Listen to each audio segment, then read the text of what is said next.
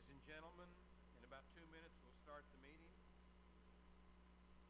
Those of you who wish to speak under public comments, you need to fill out a blue card. That's agenda item number 3, and the county clerk will accept your cards.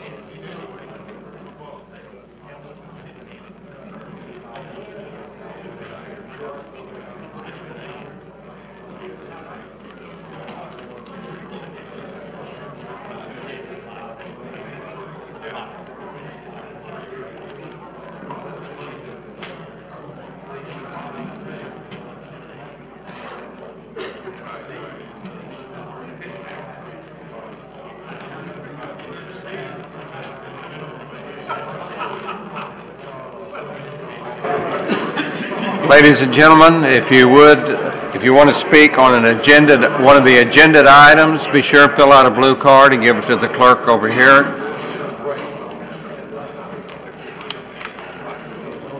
If you wish to speak on a non-agenda item, that'll be at the end of the meeting.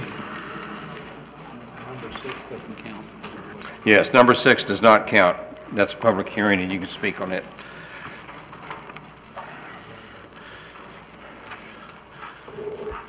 Mr. Marler, does it look like 6 o'clock to you? Yes, sir. If you'd all please find a seat, I'll call the regular meeting of the Destin City Council for October 16th to order. We do not have an invocation tonight. If you all would please stand, we'll stand for a moment of silence.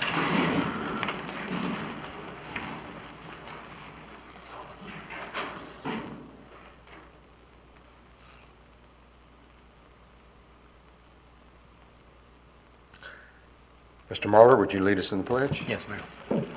I pledge allegiance to the flag of the United States of America and to the republic for which it stands, one nation, under God, indivisible, with liberty and justice for all.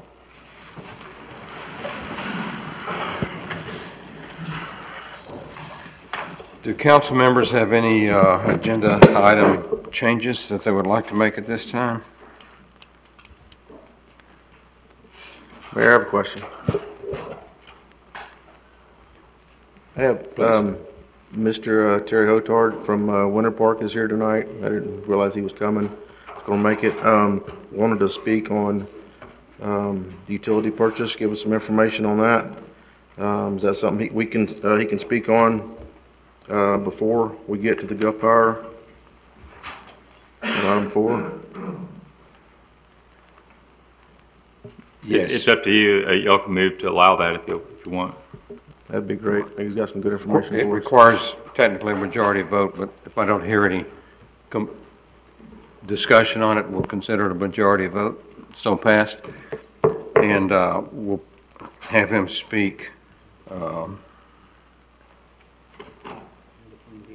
between D and E. And if we get there and I miss it, please remind me. Thank you, Mayor.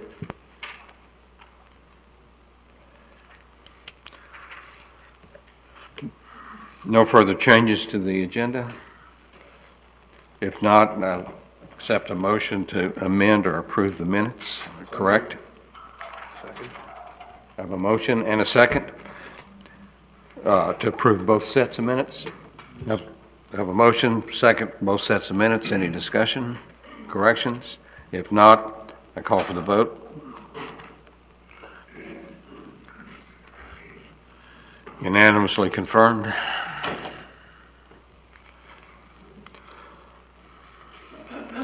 Mr. Tracy Stage, there he is. Sorry, I didn't see you come in. Mayor, you have to do approval of the minutes? Have you? We just did. Okay, I think. We did both under one. Mr. Stage is our Okaloosa County Airport's director, and he's here to bring us an update on the Executive Airport Traffic Control Tower that will be in operation. I guess you'll tell us what exactly. Yes, sir, what Mr. date. Mayor, council members, good evening.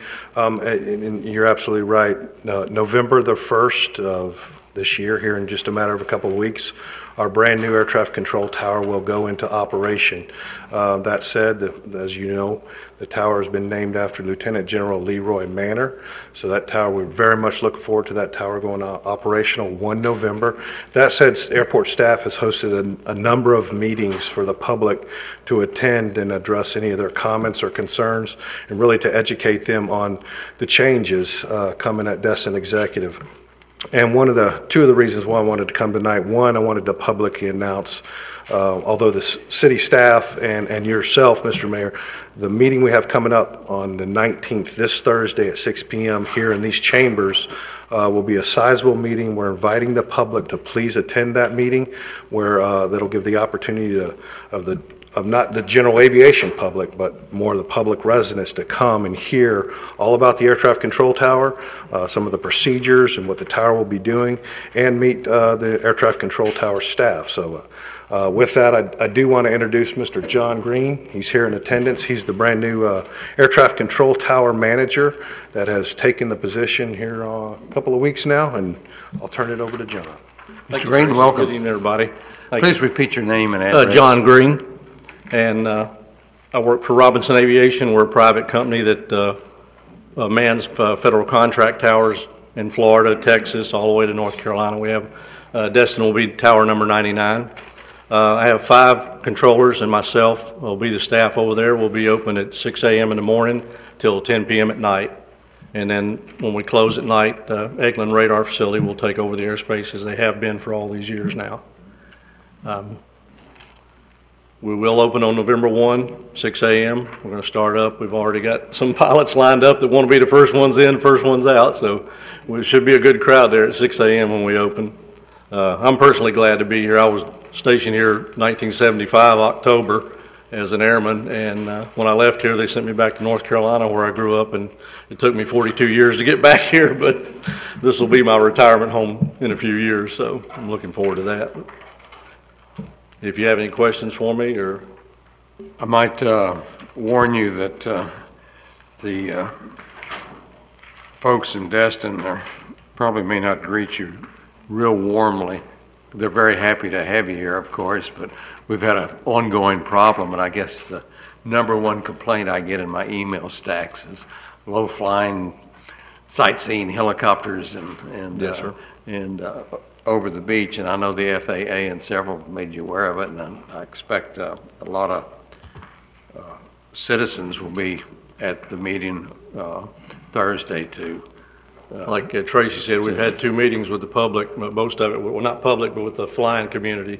And I met this morning with Eglin, the 96 Test Wing, and briefed the pilots over there about the our airspace and what was going to be taking place on 1 November.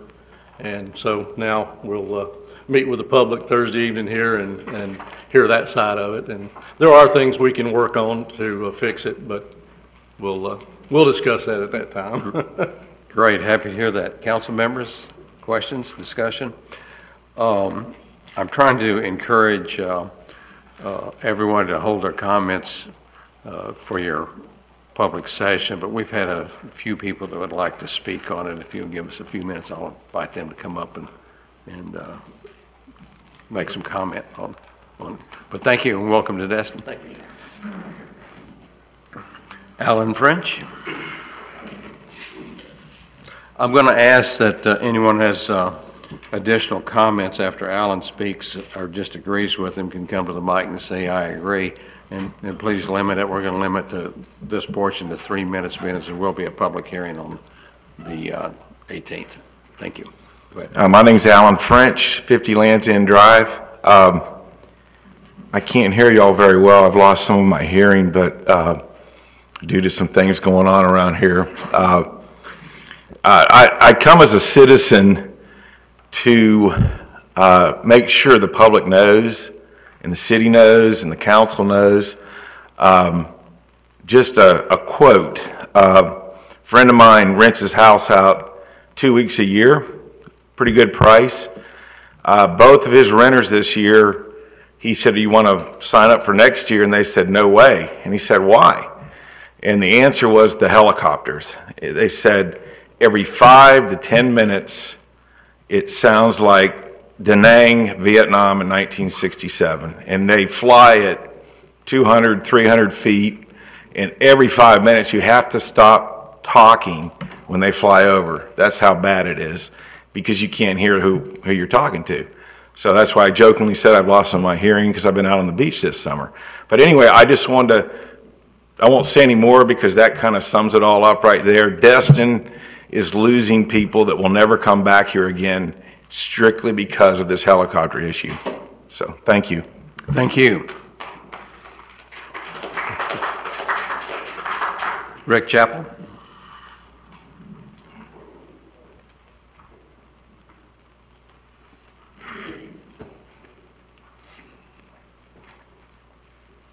Thank you very much, City Council and Mayor. I'm Rick Chappell. I live at 3605 Waverly Circle. That's in Destin Point.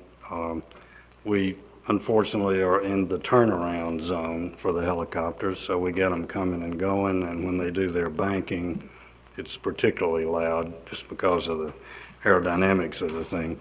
I've been coming to Destin for about 60 years. When I first started coming, there was nothing out on Holiday Isle, a pristine, natural environment, very special. A lot of it is still that way, although there's a lot more people living out there now. And one of the special areas is at the jetties, in the dunes and in the lake area where there's bird sanctuary and state land that's public beach. And the helicopters are a dominant element. I live about a quarter of a mile back from the beach, and it's very loud when I'm standing out in my front yard, when I'm trying to sit on the beach and talk to friends or talk to family under an umbrella. Usually you have to stop talking when the helicopter goes over. It's not a natural sound. It's a very strong deterrent for enjoying the beach. And I certainly second what Alan said in terms of having heard people say they're not coming back because of the helicopters. And it's just not, a place that's as beautiful as Destin is just does not need to overlay the natural beauty with that kind of sound pollution. I might leave you with a couple of numbers. If you do an estimate of the number of helicopter flights, they go about every 10 minutes, 10, 15 minutes. If you assume they go 5 times an hour for all day long, I think they go 10 to sunset, 10 a.m. to sunset. And let's say they're there for the 100 days of summer plus 75 days of spring and 50 days of fall, and you do the numbers on that with each helicopter carrying minimum of 2, maximum of 3 people. You get about 29,000 people fly on those helicopters in a year in Destin. So that sounds like a big number. But my understanding is that the number of tourists that come to Destin is something like 7 million. Now, I may be off plus or minus, and the surveys say that the number that people come to Destin, more than 50% of them come to Destin to go to the beach, although there are lots of other things to do. And so we're taking, let's say, 3.5 million of these 7 million people who are trying to enjoy the beach and giving them helicopters that make it much more difficult to enjoy the beach. Just for a number to stick in your mind, that's less than 1% of the people who come to Destin ride in a helicopter. And so if we were to not allow them and defer toward the other 99% of the people who come here, I think that would be a valuable decision for the city to make. I'm not going to be able to come to the meeting on Thursday, unfortunately, because I'm out of town, but I appreciate the opportunity to speak today, and I know the City Council is certainly aware of this situation and probably concerned about it, and I hope we'll be able to come to a solution that allows Destin to maintain its natural beauty, including natural sound. Thank you. Thank you. I understand you trained to fly some rather loud aircraft, so you're not real sensitive to aircraft noise, are you? Mr. Mayor, it's probably moot, but I want to bring up a point of order. Yes. It specifically says no public comment. This is not a matter for the City Council, although I would sympathize with these people. This is not a matter for the City Council. This is between the county, FAA, and other people. We don't have any control over the airport or the air skies. I sympathize with these people, but we just approved an agenda that said no public comment because this person was just bringing us some information. They can come and speak of what they want to on Thursday night, but we need to follow our rules, sir. Actually, this does fall under number 3, the next agenda item. The public comments on any items are not public hearings. So Well, on number 3, it says announcements, no public comments. And again, this is something that is not our jurisdiction.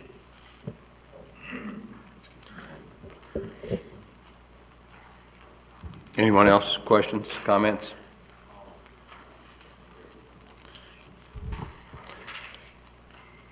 Lee Moore?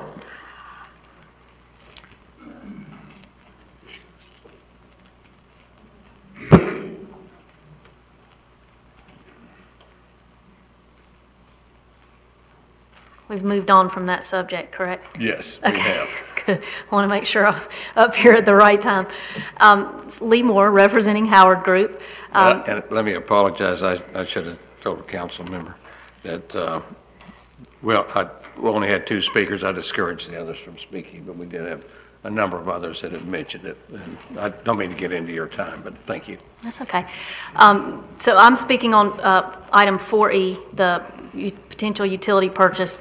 And just from our perspective, we support the request from city staff that's before you tonight to pursue the dual track. We think that it's wise to go down both of those roads simultaneously and really hope that you'll take that direction tonight and get a lot more information about the potential purchase of the utility, bring a lot more facts to the table in making decisions for your decision-making benefit in the future.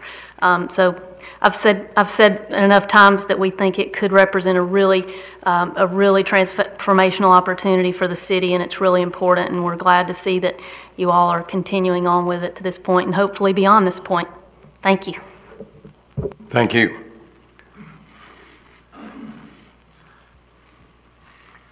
That'll end our public comment section. I have no more cards. Ray, you don't have any cards.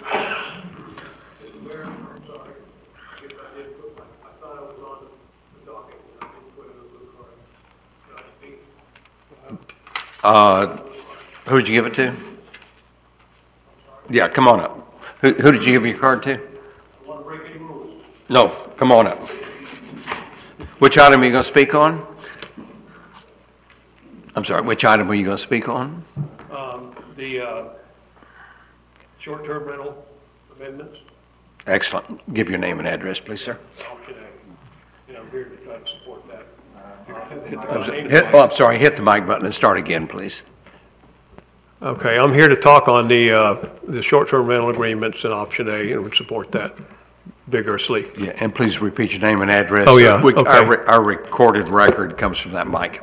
I'm sorry. My name is John Pipes. I live on 614 Magnolia Drive in Destin on Holiday Isle. I've lived here for 29 years. I love Destin, and I want to start off and do a little apology for my behavior a month ago. I got a little bit excited about trying to do something about this noise situation, because the noise is noise to me, and it comes from the helicopters, the cigarette boats, you know, the music, the whatever, and it's getting out of control. So I apologize for that a little bit, but I'm going to speak to tonight is the impacts of having too many people in renting houses, and so the limitation is what we're here to address. In the interest of covering all of this in a short amount of time, in 3 minutes, then I got about 4 points. When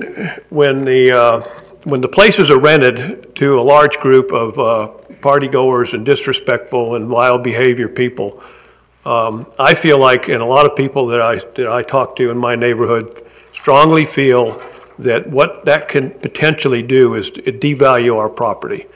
I'm getting to the point in my life where I'm going to probably want to sell my home sometime for health reasons or for other reasons, and I want to maximize the value. I don't want to minimize the value. And so anything that touches the value of my property, then you're stepping on my retirement plan. There's a direct impact to the cost of what I have to count on in the future.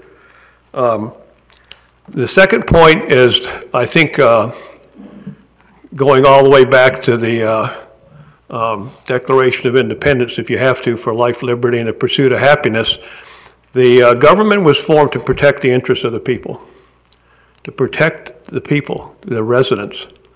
And I think the residents should be protected first over the people that are renting it on VRBOs or renting it from New Jersey or Atlanta or somewhere around the world, and they don't have to put up with all the foul language and all the over parking and the abuse of the rental property. And so I think that it's incumbent upon, I hope, the council to realize that I think that really what we're talking about here is trying to protect the people that elected you, the residents first. My third point is that I'm not sure about this, but I feel like that if things are let go and it gets worse and worse and worse, similar to what the helicopter situation is, there's going to be some violent pushback. Things can get really ugly between the residents and then the homeowners that are renting their property, and without any respect. So in short, I feel like we're having a runaway disrespect situation going on in our town. There's nowhere I can find anywhere that people are respecting each other anymore. I don't think they respect the law. They're not respecting the environment on Crab Island. We're not respecting traffic control, pedestrians crossing. Name one thing that we're respecting. We're not respecting each other. So it's all about a runaway respect situation.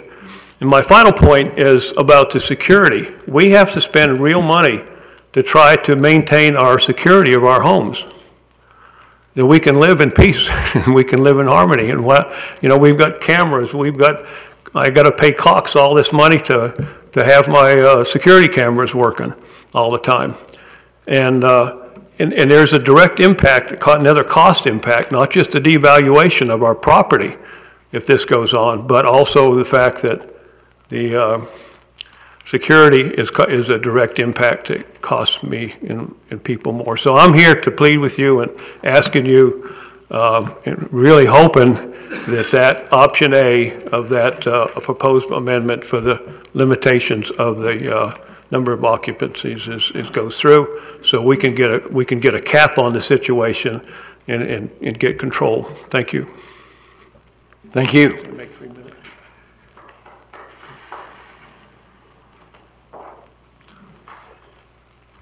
We'll move to the city manager's report. Ms. Lejeune? Yes, sir. Our first item, drainage project report. Before I call Mr. Cliffnauer from Dewberry Preble Rish up to give a presentation on the National Fish and Wildlife Foundation grant projects, which were our stormwater projects that are getting ready to come to a close, I did want to address an issue that has actually been brought to our attention during this entire process. The staff has not been doing the best job that we could have with notifying and public outreach of the property owners and neighborhoods that are being impacted by the intrusive construction of the stormwater projects. Now, it's a given that the stormwater projects are a very good thing, but we could have done a better job with some of the public outreach on these projects. So to that end, I've done some research to see if we had any type of operational instructions existing for public outreach of intrusive construction projects. And what I found is that we did not have any written protocols in place. I reviewed operating instruction ADM 88, which is project planning, design process, and the formal bidding process. And through that, I found that there was a part 1, which was project design, which was addressed, and a part 2, which was the formal bidding process, which was addressed. But this was written in 2013, and proceed to part 3, project construction, was never formally addressed in this operating instruction. So what we're doing as staff is that we are going to move forward with the part 3 project construction protocols. And the top on that list is actually the public outreach portion. Beginning today, all intrusive construction projects for the city have project teams. Our public information officer, Mr. Doug Rayner, is going to be a permanent part of those construction project teams. He will know what is going to be happening when, so that we can push that information out to the public.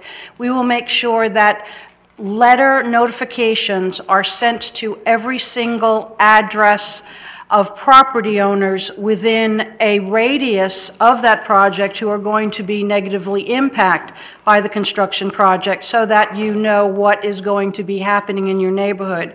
We will be having neighborhood meeting prior to any construction, so that the citizens will have an opportunity to come and have a question and answer with the city staff and the construction and engineering team of the projects that are getting ready to go forward. We have put together on our website, and I give Mr. Doug Rayner all the credit for this, we have a projects page. And on that project page is every project that we're doing in the city, so that you can go and get the information firsthand. Could you go to the stormwater projects for me?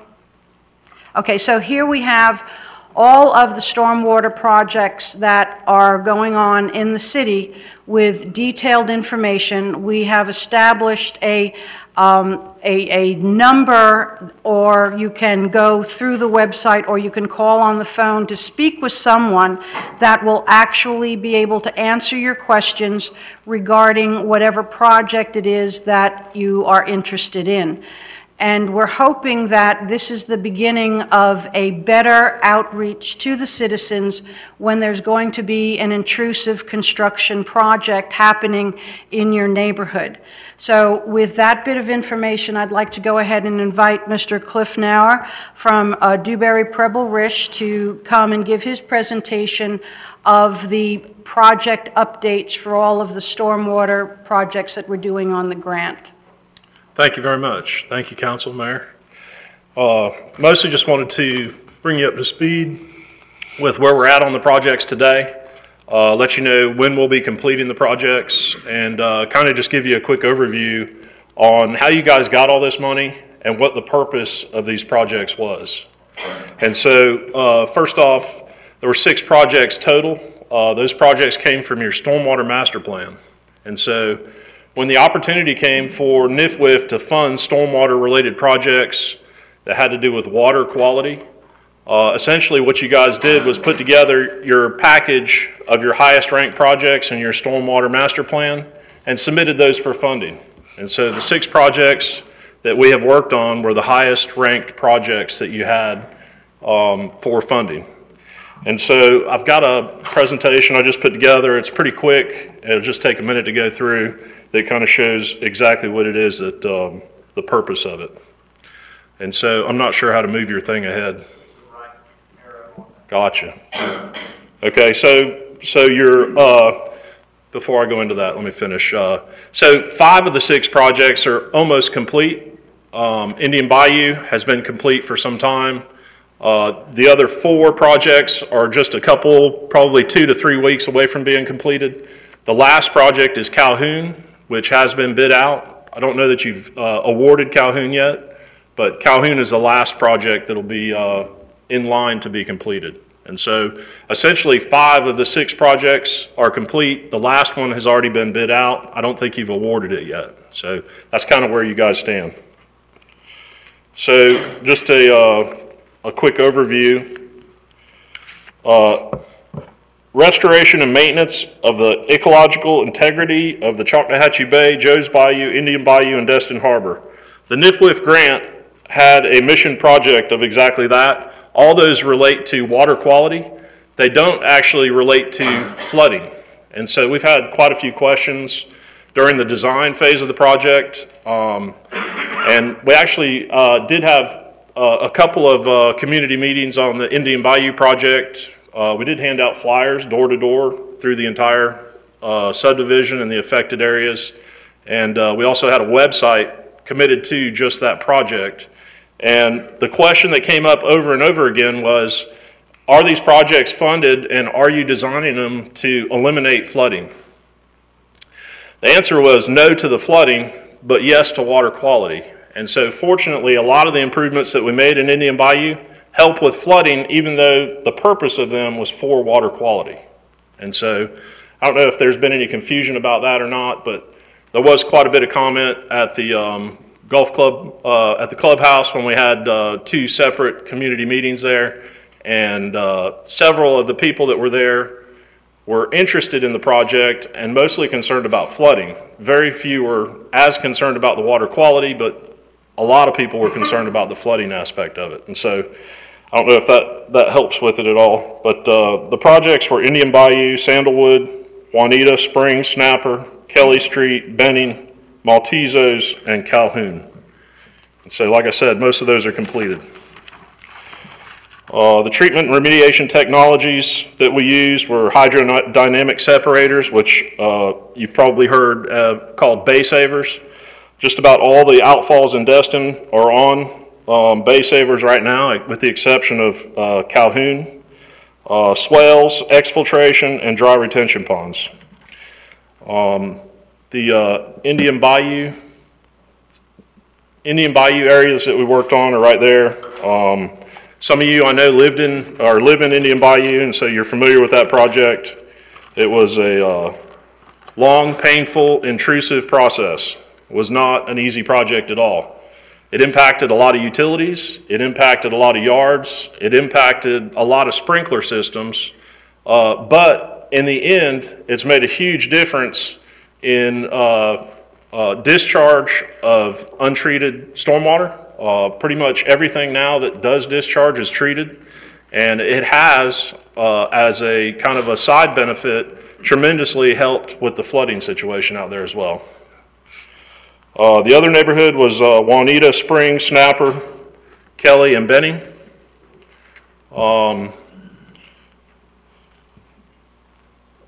Those are just about all completed now. We're probably 3 weeks to a month away from being completed. One of the photos that I've got shown there is the pit that we installed the bay saver in. As you can see, it's a significant structure. It was very deep and provides treatment for everything before it discharges to the lake adjacent to the bay. Uh-oh, that's not good.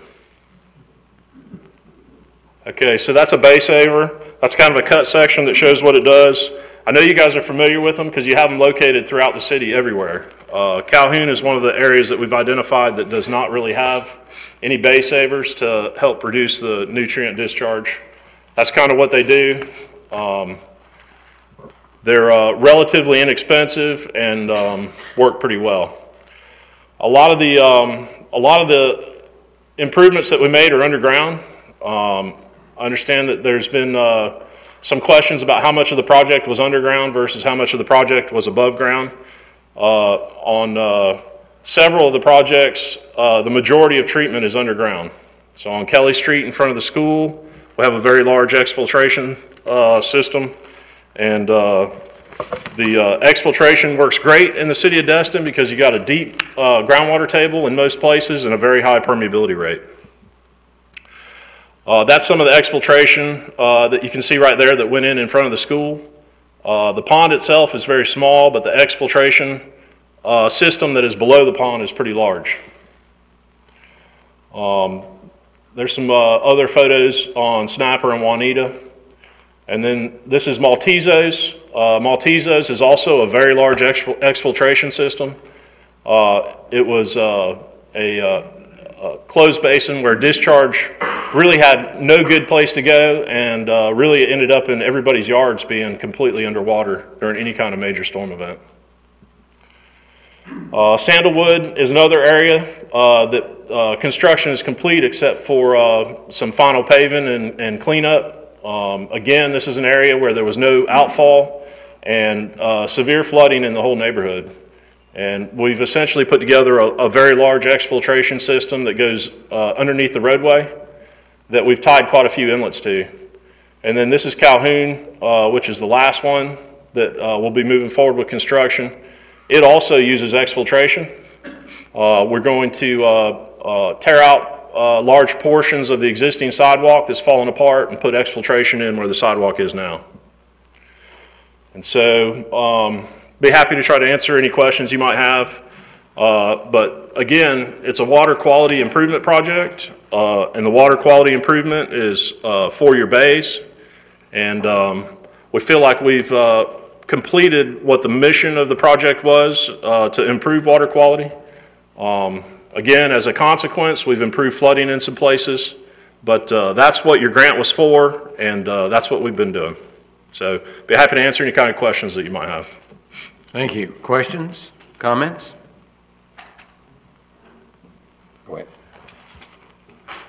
I'm one of those folks that lives over in Indian Bayou, and Yes, I ma'am. know there were some significant struggles, but I'm here to tell you the swales are working.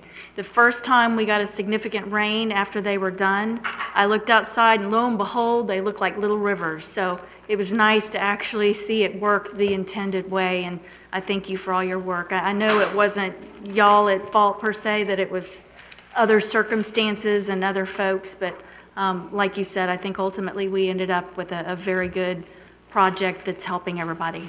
So thank you. Yes, ma'am. Thank you very much. The original design for that whole subdivision included a swale out front. And so the original designer of the subdivision actually had the right idea.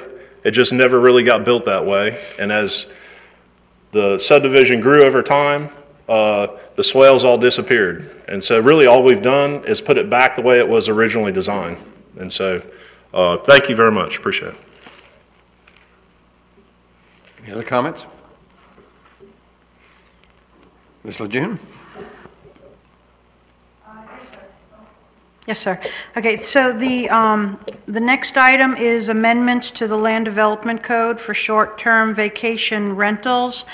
And I have been working with our land use attorney, Kimberly Kopp, to help the council understand the process so that the council can give myself the direction that we need to move forward with the Land Development Code amendments, which were part of the comp plan workshop. We have taken them separately. The comp plan revisions, which the West Florida Regional Planning Council is here tonight to give that presentation, those are the revisions that deal specifically with the comp plan, comprehensive plan itself. If approved tonight on first reading, then those go forward to the state for review. However, there were some issues and concerns that came out of the workshop that actually exist in our land development codes, and those can be changed administratively by bringing 2 readings to the council to go through. So we currently have the comp plan, which is going to be presented tonight, but then the land development codes are right now being held to go to the LPA, and within those revisions exist the short-term vacation rental language that the council had asked to see. So in lieu of us now having a task force, which, by the way, we've got about 9 applications, we're going to bring those to you at the next meeting. I'm just looking for direction from council. How would you like us to proceed with the Land Development Code amendment? So do you have anything that you'd like to add, Ms. Kopp? No, not unless the council has questions. Questions? Comments? Motion? No motion. Councilmember Preble? Yeah. I just want to, I think I actually understand everything you said. What I'm trying to figure out, though, in the process, I know what you're trying to do is to structure it so it goes through in the right direction through the land, get the comp plan done and then get the land development code done and then make them match, hopefully.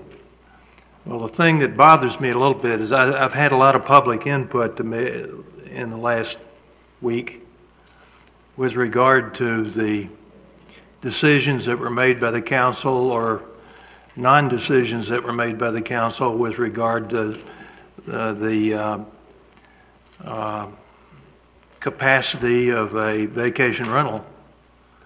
And it's caused me to wonder if we are, and then I've also had some input that said that it's basically, what we're doing is basically illegal from the standpoint of the state. And so I guess my question is having reviewed the documents that we're looking at now, do you have any problem with the legality of the, say, the numbers attached to rooms and things like that? With regard to the maximum occupancy limits, I'm not currently aware of any case in Florida by an appellate court saying that they are illegal. On the other hand, there are some low court decisions, some circuit court decisions that have upheld similar provisions, for example, in the city of Anna Maria, Florida. So, you know, anytime you pass anything, there's a risk of lawsuits, but under the current state of the law, I do not think that the proposal is illegal. Okay, my next question is, assuming if this passes, does this affect existing vacation rentals? Or does it only apply to those that are permitted after the land development code is approved? The existing short-term rentals would be considered non-conforming and would be, and so the new regulations would apply to new short-term rentals. Okay, that's what I want to know.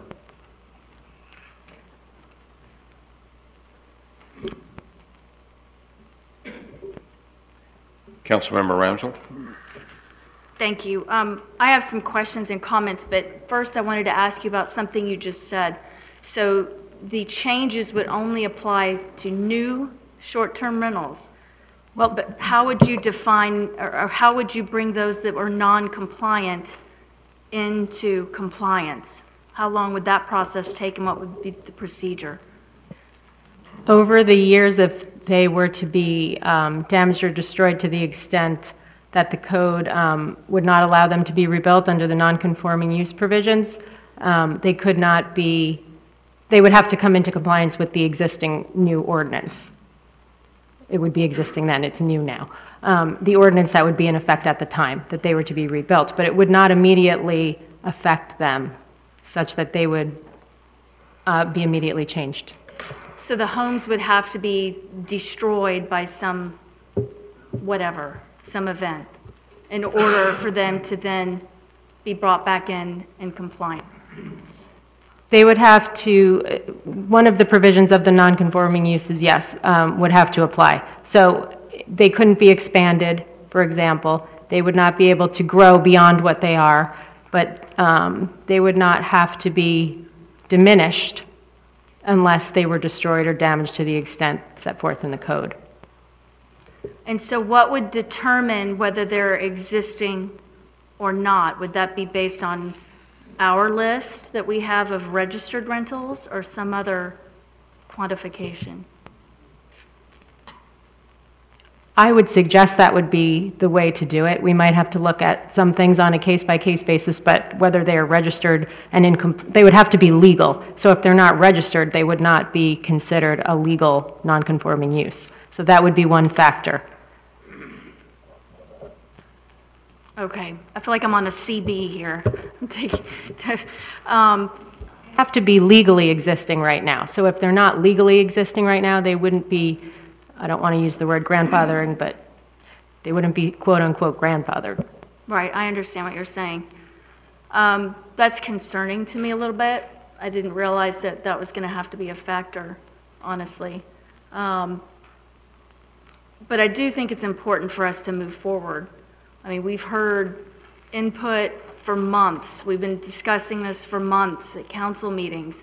I'd like to see us move forward, and then if there's any changes, the committee meets, they propose changes, we can address them at that time, because, correct me if I'm wrong, we can amend the LDC as we see fit. It's just based on 2 readings, correct?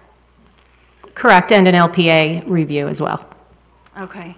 So that's sort of my thought process at this point in time, but I'd like to hear from some of my fellow council members. Okay. Did you want to make that a motion at this point? Sure, I can go ahead and make that motion. Let's see here. I move that the City Council provide direction to proceed with option A, I believe it is. Yes. Oh, read option A. Schedule the draft LDC amendments for review by the LPA, inclusive of the proposed amendments relating to short-term rentals. I have a motion. Do I have a second? Second. I have a motion. I have a second. Discussion. Mr. Braden? I was going to make the motion, Mayor. Okay. Councilmember Dixon? No, Ms. Ramsey asked the question I was going to ask. Thank you. Councilmember Marler? Thank you. Kimberly, on what Ms. Ramswell was talking about, now, what happens if it's it's sold to another owner? Would they have to come in compliance, or does it still existing as non-conforming? They would remain non-conforming. So it doesn't matter if it changes? Unless the city council changes the code to include that. As it currently stands, that's not in the non-conforming use section of the LDC sale. Okay. Councilmember Destin? Thank you, Mayor. I had mentioned this when we were discussing it at the last city council meeting, but I had some concerns about rolling straight ahead with the occupancy limits, as perhaps draconian as they might be. I've had some members of the community come out, and I've received a lot of input over the last couple of weeks. Mr. Wombler, I believe, is in the audience tonight, and he might be able to give a better synopsis of the impact that some of these occupancy limits might have on some of our short-term rental folks that, like I've said, what we're trying to accomplish is mitigating the negative impacts that come along with some of these very big houses, the ones that are not registered, the ones that have the parking issues, the ones that have the noise and the trash problems. And we've put together this panel, and without giving them the opportunity to try to handle it themselves, we may be rushing into passing these occupancy rates that could effectively damage their businesses without giving them the opportunity to self-regulate and come up with a solution that's better than just ham-fisted regulation. So to whatever extent the council wants to indulge this sort of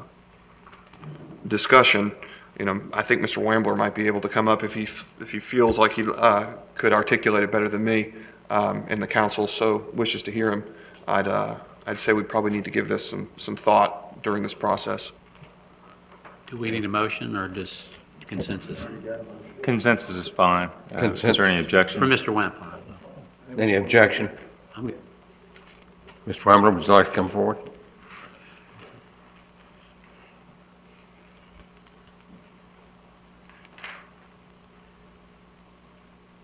Thank you, Council. Ken Wampler, 310 Laripe Loop. As Mr. Destin said, that at the last meeting, we discussed about having the community get together to talk about occupancy restrictions as it relates to the current situation with rental. And I think, as the manager has expressed, there's been a number of people that have put their name in the hat, and I have no idea who that is. But I guess I would encourage you all to go back to what you said the last time we were having this conversation, and that is that this council felt like it warranted to take further discussion, to look at what's in the, I'm going to get my acronyms wrong, but, you know, the comp plan obviously is the general guidelines, and then within that is the land development code, if I've got this right.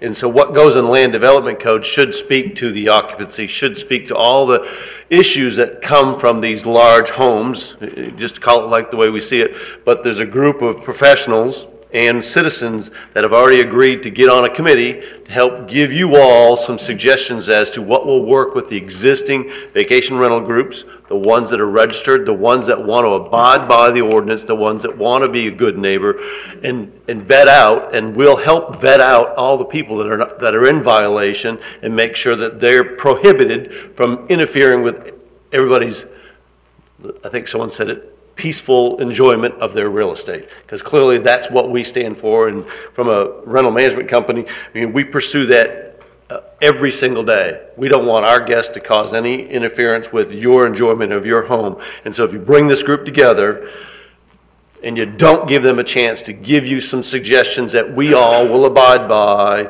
then you're setting yourselves up, in my opinion, to have a land development code that's going to be impossible, if not difficult at best, to enforce. And that, I don't think, at the end of the day, that's not what this entity is set up to do. That's not what the citizens want you to do. There's certainly people that are on both sides of that equation. I'm not standing here in front of you saying you need to do this or you need to do that.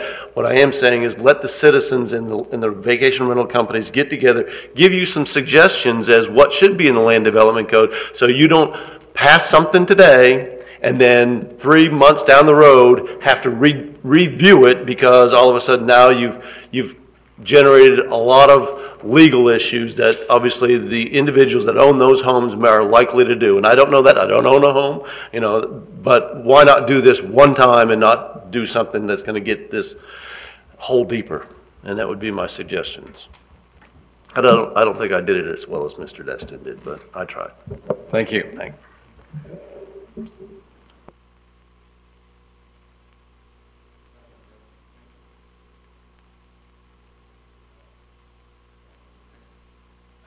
Councilmember Dixon. Yes, thank you. Mayor, I'm kind of like with Mr. Destin there. I thought we were going to do this, and then this was going to come to us, and so I don't. This is kind of early, I think. So I thought we were going to, as I said, establish a committee and see what kind of recommendations they made. Whether we take them or not, that's our opinion, or it's our choice. But I thought we were going to basically get input. I don't even know why this is back here tonight, to be honest with you.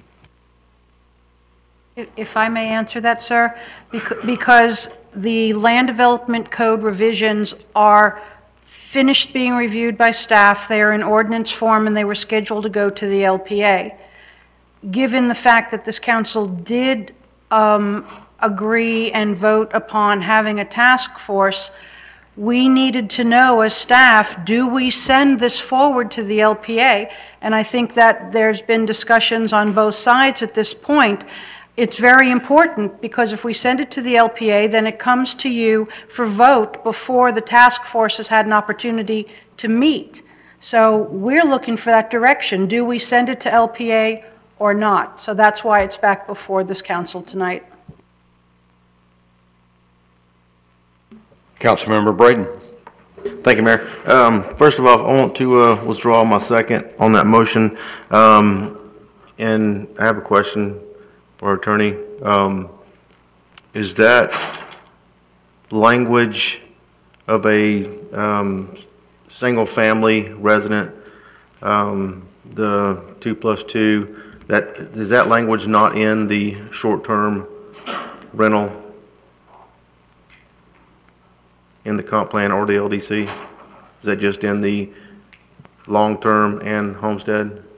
Are you talking about in the current code or in the proposed amendments? In the current code. No, I'm not aware of that language in the current code.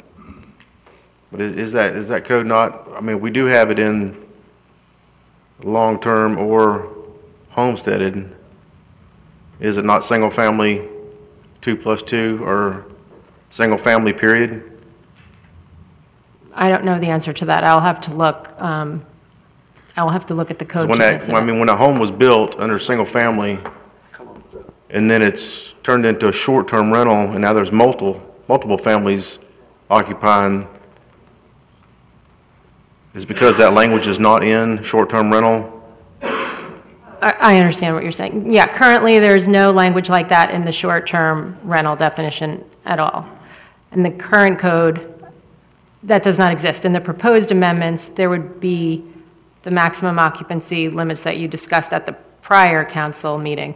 But right now, we're not asking council to take any action on this or to make any decision with respect to whether it will be adopted into the code. The only thing the city manager is requesting is to know whether you want us to send the entire LDC amendment package that was previously discussed by the consultant with council to the LPA as was previously directed, or if we want to hold off on the short-term rental portion until the task force meets.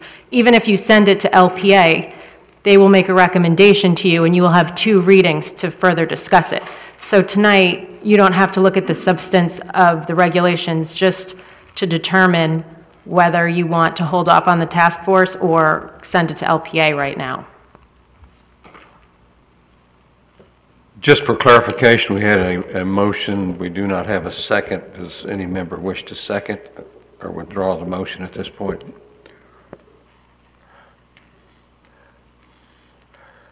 Councilmember Ramsell? Thanks. So this was my thought process. I still want to have a task force. I think that's important. I want to hear additional feedback. I want to hear insight. That's important. We agreed to do it. I want to do it. But I'm also tired of kicking the proverbial can down the road. I mean, we have things on our agenda tonight that we've been discussing for years. And it's very frustrating as a council member to have things before us that we've discussed ad nauseum in council meetings, and then all of a sudden, people realize we're going to take action, and we're hearing all sorts of different input. And that's great. Input whenever is a wonderful thing, but we've got to start moving forward on some of these things that we have before us. Otherwise, 4 or 5 years from now, we're going to be discussing the same things we're discussing right now. I've seen it. I've been up here now almost 4 years. A lot of fellows up here with me have been here a long, long time, and I know they're still seeing things they discussed 12 years ago. So, you know, to me, let's get this thing moving. Let's have the task force. Let them decide.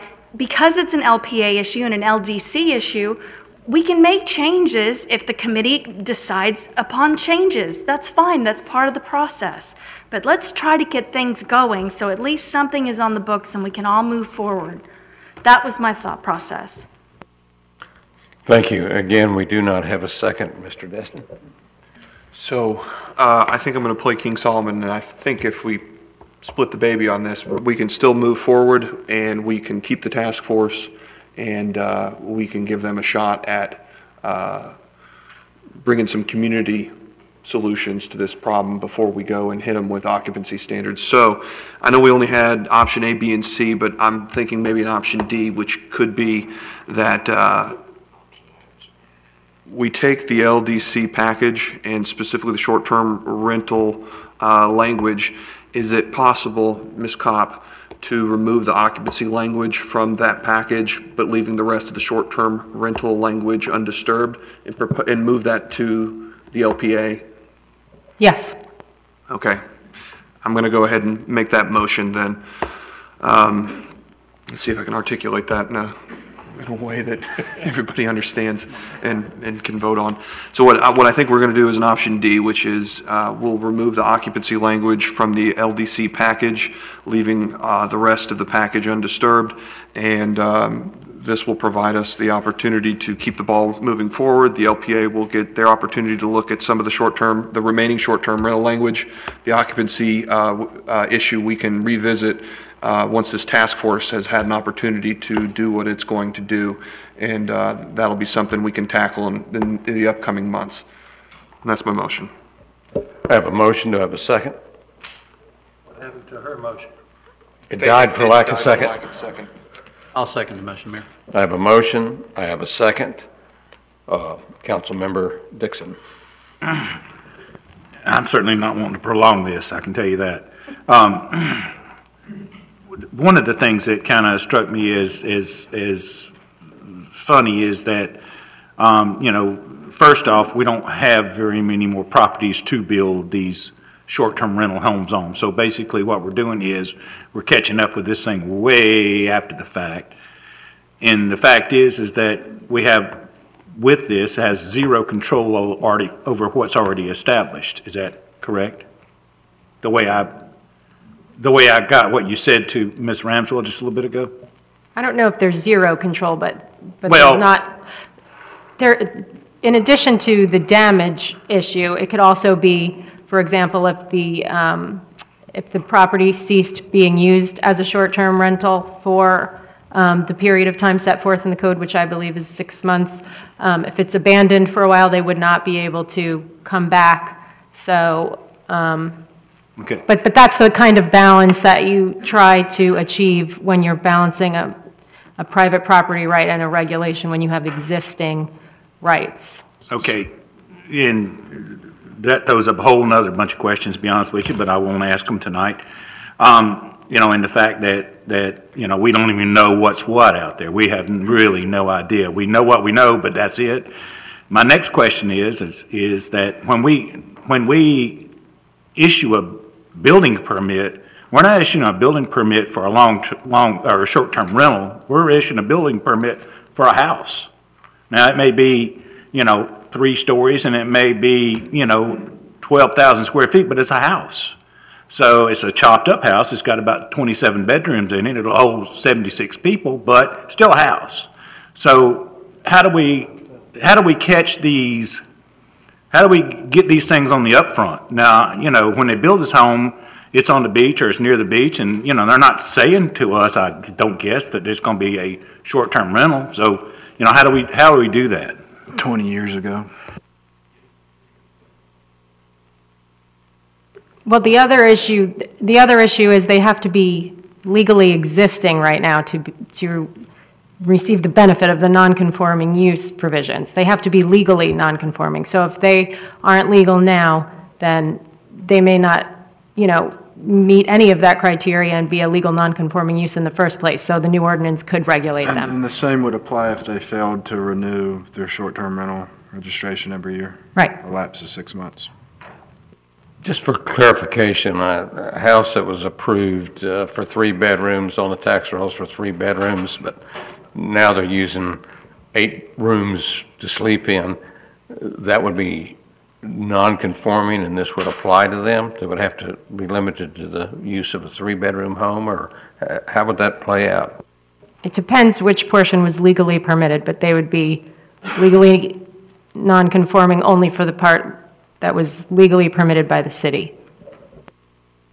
So if they were permitted for 3 bedrooms and they were using 6 rooms to sleep people in, that would be a violation of our code? Yes.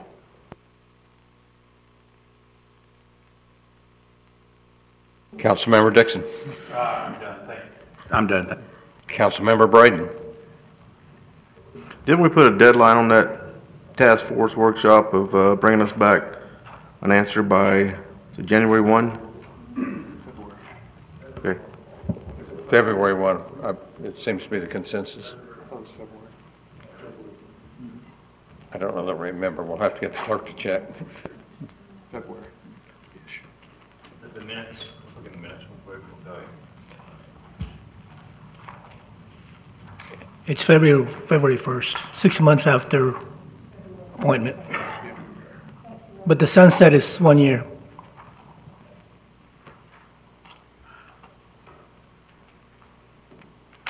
Councilmember Braden, if you finished?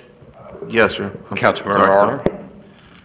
All right, one of the things that, and the mayor just brought this up, is that once they have completed the home, and we've given them the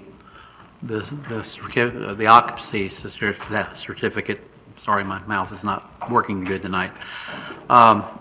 We have no control over them going in and, unless somebody, the neighbor or somebody sees something, of changing it from a 3-bedroom to 4 or 5 bedrooms, adding, we've heard the issue of the dormers and all the other things. Is there anything that the city can do in that case? Because I think that's where a big problem's coming from. It's supposed to be, and Mr. Dixon says it's a single-family residence, okay? And I don't see the Duggar family moving here, at 19 and counting.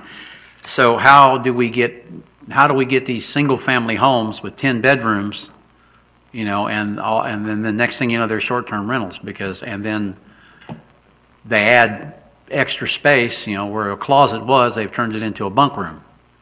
But do we have anything that we can go back and look and see what's been done, unless it's just the neighbor turning against the neighbor? Does that make sense, Kim? Yeah, well, that sounds like what you're asking about our code enforcement issues, which, has been the subject of lengthy discussions, and it continues to be under review. We are, as a city, permitted to inspect for fire and building code issues and things of that nature, but beyond that, those are code enforcement issues that staff is dealing with. But that would, again, somebody has to report them. So is that, in other words, unless our code people are just riding the streets one day and they see something going on, it would have to be the neighbor or someone else reporting it. Well, it doesn't have to be that way, but that tends to historically have been the way that things that have happened here at Destin. That's usually the way code enforcement gets a complaint and then it's investigated. Okay. Just for clarification, though, if you could require it as part of the rental renewal package for the annual licensing, is that correct?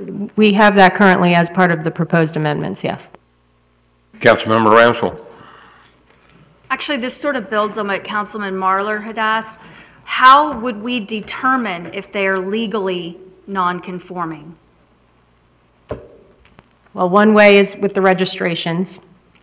But we don't, when someone brings their stuff in, do we actually send someone out to the house to make sure if they're saying it's 6 bedrooms, it's really 6 bedrooms? Oh, the same code enforcement issues exist. But when they come in for renewal, like the mayor just said, we would have that inspection opportunity. But there are still some enforcement challenges. Yes, okay. And if I may, the code enforcement challenges that are the most obvious is the amount. We have, JW, how many have we registered? How many short-term vacation rentals have we registered at this point? Just a ballpark. Okay, so they all come in at one time of the year, so that means that that's a dedicated building inspector doing 600 inspections. And people are waiting for their registrations. That's the only amount of short-term rentals that have registered in the city is 600? Yes. Okay. So yes, it's possible that we could, but I have right now one building inspector, one part-time building inspector, and one potential building inspector that's still going through the test. So if the council in next year's budget wants to budget for maybe outsourcing building inspectors specifically to do short-term rental inspections as those registrations come in, that's a way that we could do that. Question on that. Is there a requirement that it has to be done at the renewal? Could we have 3 months or 6 months leeway to give final approval on the issue of the certificate and inspect any time during some period of time after the renewal process? You could put that in with the understanding that you might be holding up a property owner for 6 months. No, allowing them to operate during that period of time, but with allowing the city up to 6 months or something to get the inspections done. Yes. I don't see any further discussion. If there's not any, I'm going to call the question.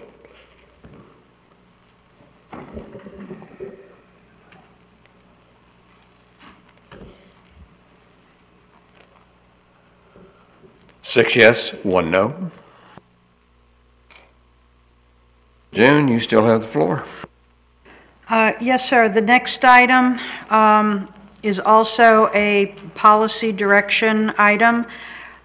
It's the regulation of medical marijuana dispensaries, and this is pursuant to the newly enacted Section 381.986, subsection 11 of the Florida statute. So if you recall, when we had first, we had done a zoning that medical marijuana dispensaries needed to be in the industrial zone because we still hadn't gotten a handle yet on what this was going to look like. The state had not done any regulatory framework whatsoever. Then we understood in the 2017 session they were working on it. So we did a moratorium for the actual BTR, business licenses, so to speak, for someone who would want to open a medical marijuana dispensary. We now have legislation, and we have found that what we currently have is in conflict with that legislation, which is fine. We anticipated that this could very well happen. But now we're asking for the policy direction, and there's really just two choices. The council can either completely ban medical marijuana dispensaries in the city of Destin, which you are allowed to do under the new state statute, or we basically treat it in our zoning ordinances as a pharmacy. And our pharmacies do not have any particular medical overlay districts in the city. Pharmacies are allowed in any commercial areas like Walgreens and CVS. We would have to treat them now as a Walgreens and CVS. So we're looking for policy direction so that we can go back, write the ordinance, and bring it back to council for first reading. Councilmember Morgan. Thank you, Mayor.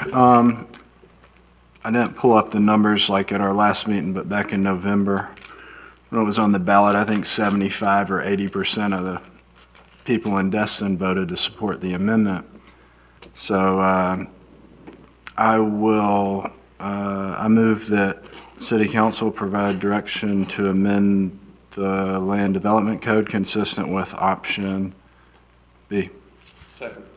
Councilmember Morgan makes a motion. Councilmember Destin seconds. Discussion. We'll start with Councilmember Morgan. Do you have anything else? Councilmember Braden. Do we need to read option B into that motion? Yes. Okay. Allow medical marijuana treatment center dispensing facilities to locate within the city, but amend the Land Development Code to ensure that regulation for such facilities is not more restrictive than regulations for pharmacies located within the city. Thank you. Councilmember Destin, your second is good? Okay. Councilmember Braden, that was it? That's all, Mayor. Thank you. Any other discussion? If not, I call the question.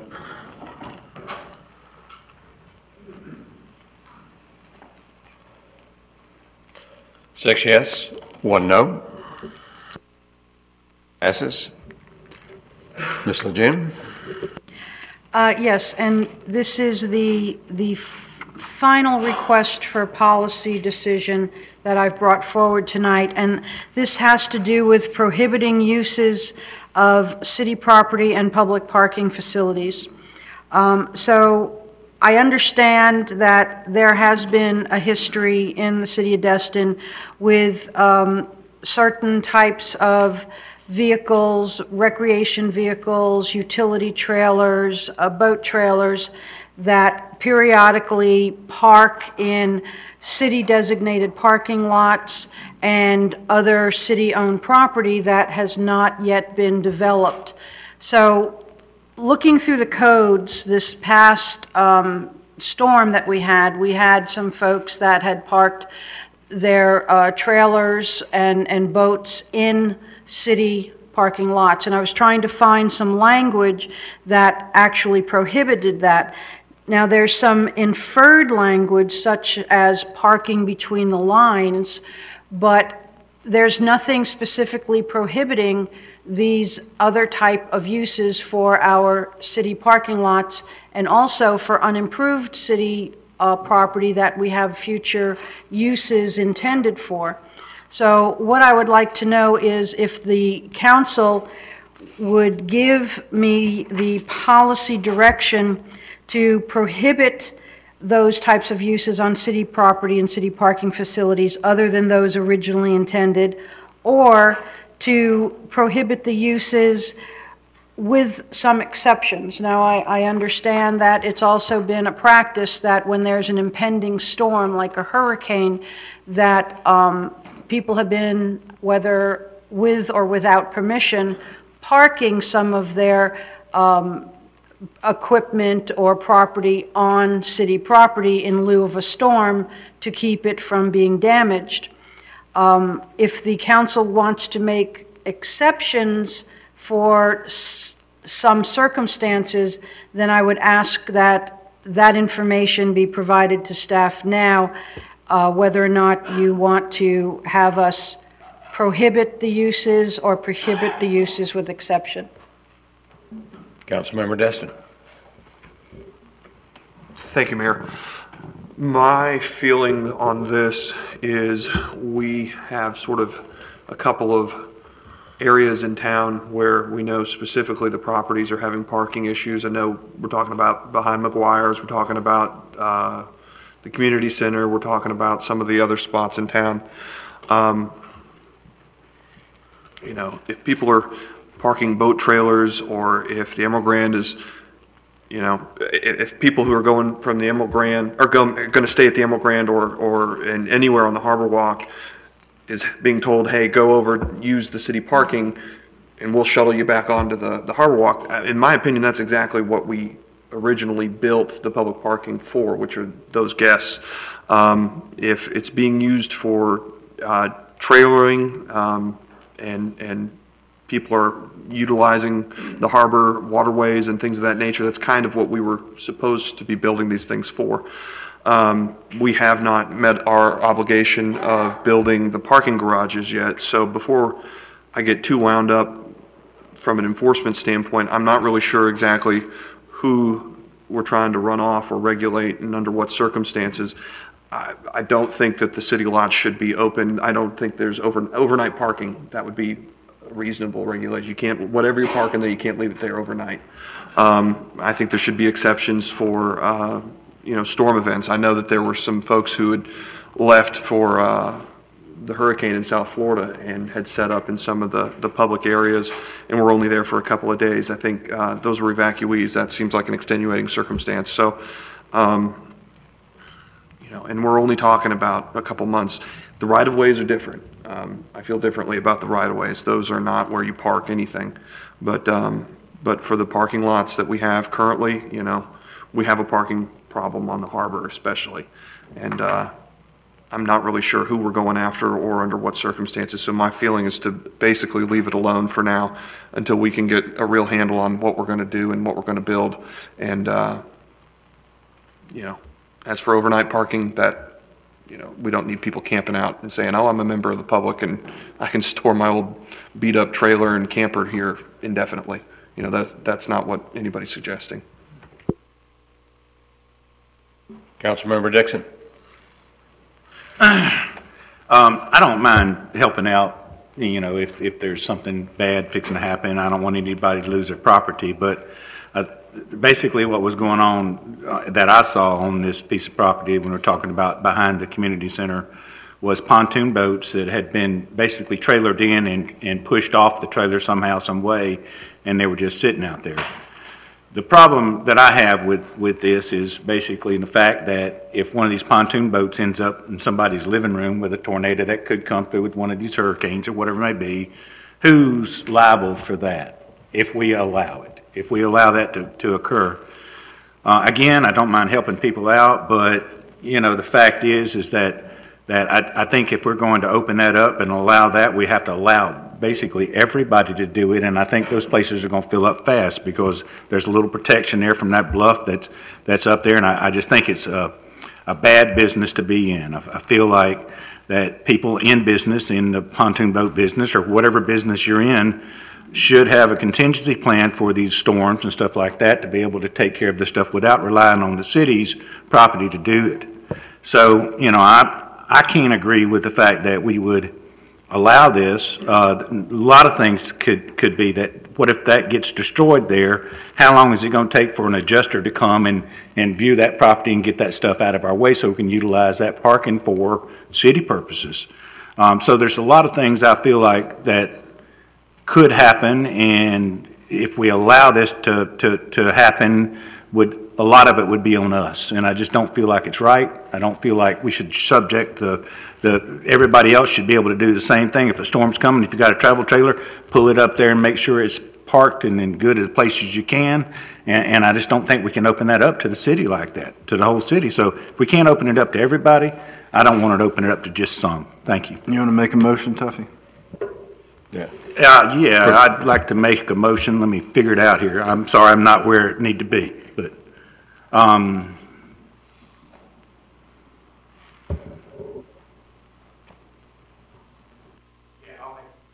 I make a motion to prohibit uses of city property and city parking facilities other than those originally intended. We have a motion. We have a second. Councilmember Foreman. Thank you, Mayor. I agree with Mr. Destin. This is not ripe for legislation yet. There are a lot of things out there. I understand we've got a master parking plan that's in the works at this point in time. That would certainly cover the subject. It would not cover the subject? Well, maybe it should. Well, and then, you know, excuse me, sir, but what we're doing the master parking plan for is parking cars, parking vehicles, parking, you know, modes of transportation for people who are coming into the city. What this is referring to is private and commercial property that are not cars. So what I'm trying to have policy direction is, do you want to allow private and commercial property that are not cars to be allowed to park in areas that are meant for cars, or for private property that's not been developed yet, but we have a future use in mind for it? Do we have any recent examples of this? Yes, sir. What Mr. Dixon just referred to, we had pontoon boats that were numerous pontoon boats that were parked on a city parking lot prior to the most recent storm. And we received complaints. Yet I don't have any legislation to be able to tell someone you have to move your property from our public parking space. It's inferred in our code of ordinances, but there's nothing specific prohibiting anything other than cars in our public parking lots. I think you could find some way of tailoring this to that specific case. I don't see us writing a regulation for the whole city that's going to prohibit a whole bunch of things that we don't have any idea about. And I think that's one of those shotgun approaches that we get in trouble with every time. And we don't have the code enforcement people to take care of it in the first place. So, you know, if it was that one specific lot with one specific example in there, we can probably deal with it in terms of putting a no parking sign there and then hauling them off.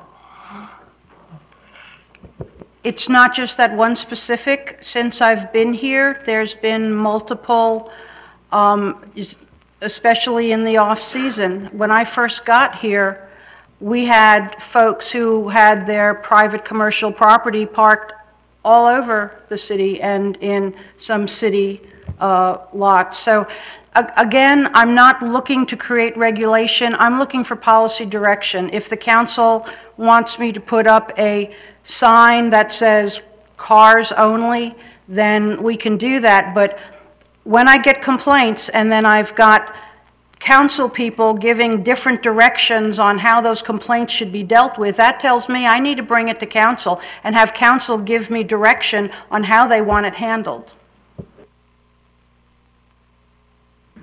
Councilmember Braden.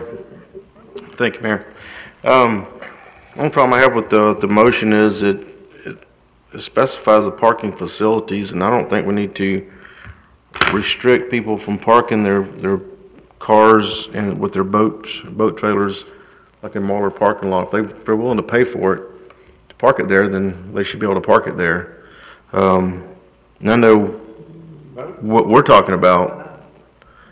You know, we have, not only do we have parking lots, we have vacant land, you know, that we own, and that was part of the problem we had here recently, was there was boats on our vacant land.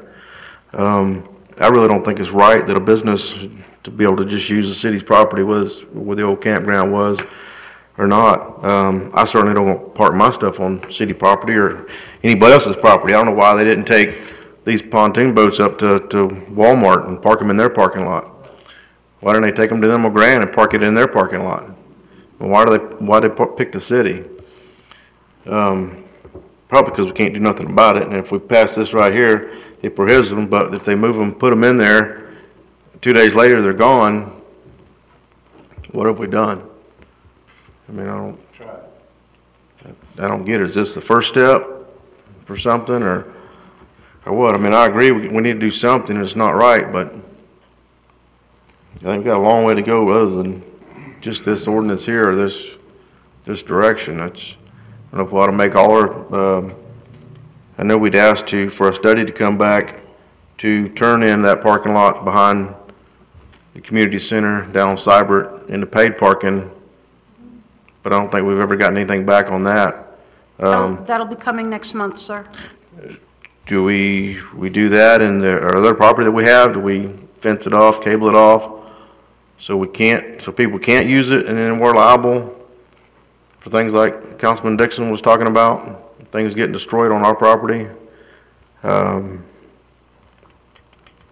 think that may be a better route than something this nature, because we can prohibit it, but then what? Like I say, the boats were there, and 3 days later they're all gone, and we've accomplished nothing. They still used it. Our residents are calling us mad about it. We haven't accomplished anything. It is a start.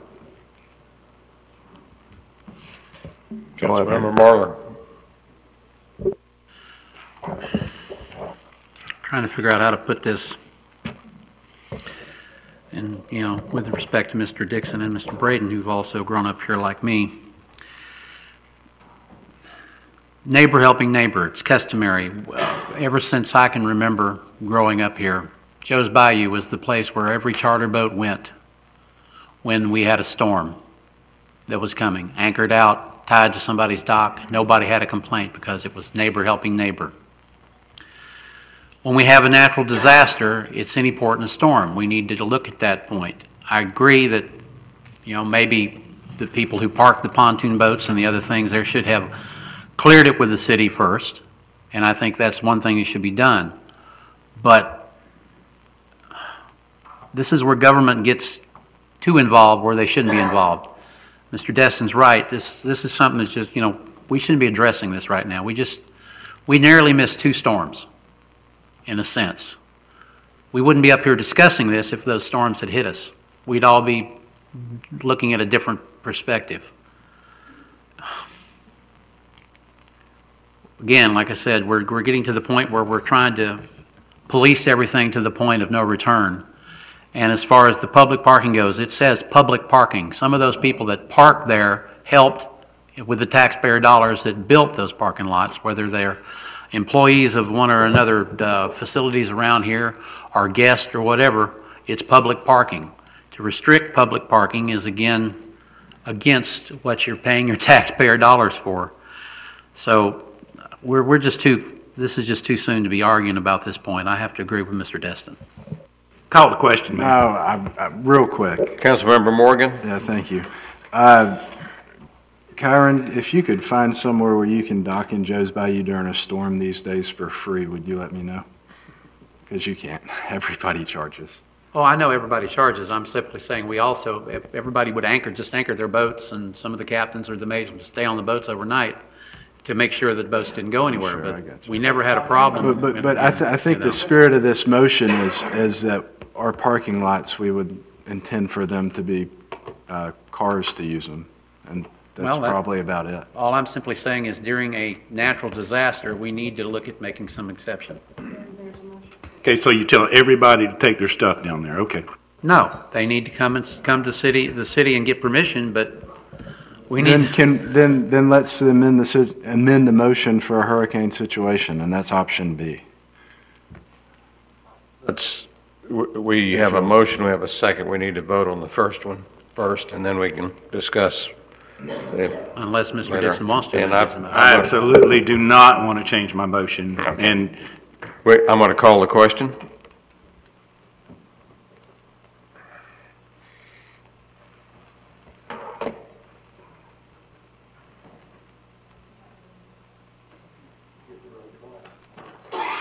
Councilmember Brighton?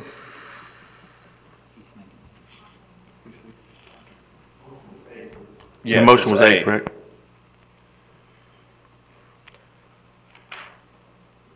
We have 4 no, 3 yes, motion fails.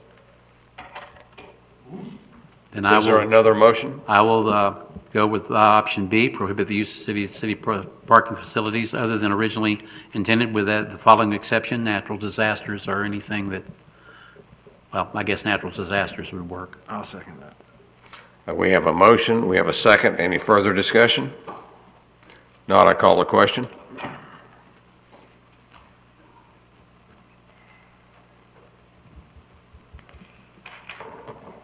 Four yes, 3 no's, motion passes.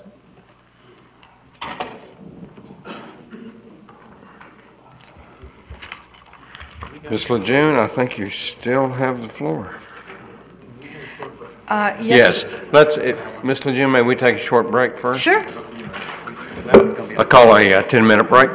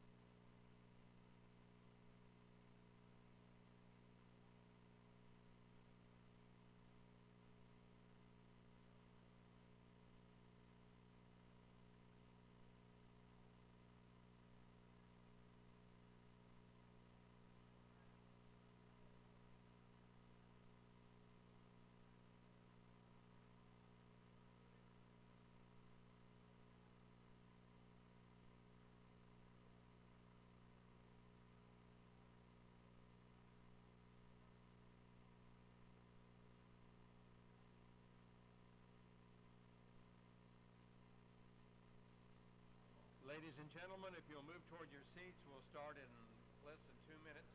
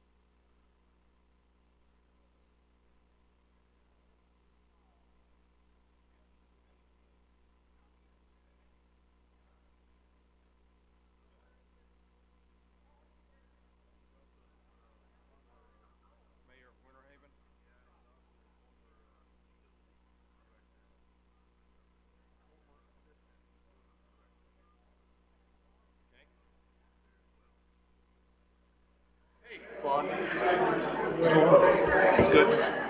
Saw Kim. Saw Kim yesterday. I didn't see you weren't there. Did you go home or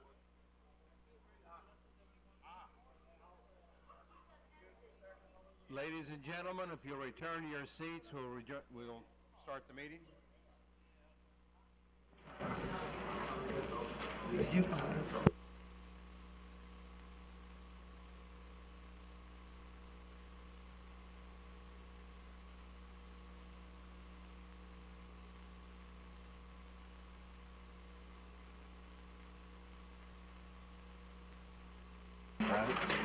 Yes.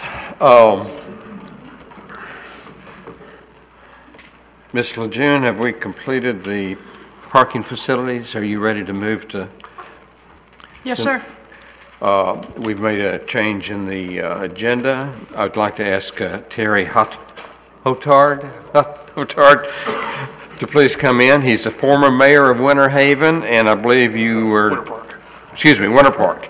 And you were also the assistant utilities director prior to that. Well, yes. Okay. Hit the button and introduce yourself. Which one? On the microphone. Right there? Yep, that's Okay. Mayor, council, my wife and I came up from Winter Park today. That's in Central Florida, Orange County. We had an opportunity to ride through your community a little bit before tonight, and what a beautiful community. People work all their lives to live close to the water. I thank you for this opportunity. It's not every day you get to talk about something that is near and dear to your heart. My name is Terry Hotard, and I grew up in Winter Park, Florida. I've been in the utility business all my life. The first 33 years of my career, only job I ever had other than bagging groceries at Pantry Pride was working for Florida Power, which later became Progress Energy, and now it's called Duke Energy. In the last 12 years, I had an opportunity to work for the city of Winter Park in their little municipal-owned utility. Like some of you, I've lived my entire life in one town, Winter Park, which is located just north of Orlando. Winter Park is very similar to Destin in that we're same amount of population and about the same size. After serving on many advisory boards, city-appointed advisory boards, in 1991, I found myself sitting where you are tonight as a member of the City Council serving 3 terms in that capacity. I think you would agree with me, it was a great honor, but it was also a great responsibility. In 2000, I was excited. I was elected mayor of Winter Park. That just happened to be the same year that the 30-year franchise of Progress Energy expired. My employer. What dumb luck. I was no different than any one of you in that I ran for office hoping to make a difference and doing good things in my community. But I was faced squarely in the middle of a huge issue that had my city facing off with my employer and my paycheck. You get the picture. Many nights I found my stomach in knots. Many of the very people that supported me as I ran for office were saying ugly things about my employer. I love working for Progress Energy. They always provided well for me and my family, and that hurt. The fact of the matter was that Progress Energy was not negotiating in good faith. They were looking out for the bigger picture, and that was their shareholders. Employees of investor-owned utilities like Gulf Power, FP&L, they're not inherently bad people. In fact, I consider myself a pretty decent guy. The problem is that they have their hands tied in making decisions. Everything is tied to tariffs and is approved by the Public Service Commission, meaning that one size fits all. They can't do anything for you they're not willing to do for another community. They are prohibited from making decisions because they're right. That is the reason that Progress Energy refused to remove the repurchase agreement in the new franchise that they offered the city of Winter Park. It is critical to retain this right.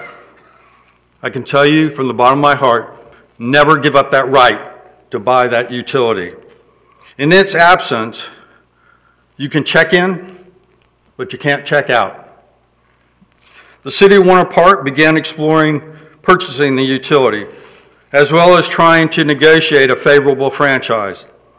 As I understand, you're pretty much at that point right now.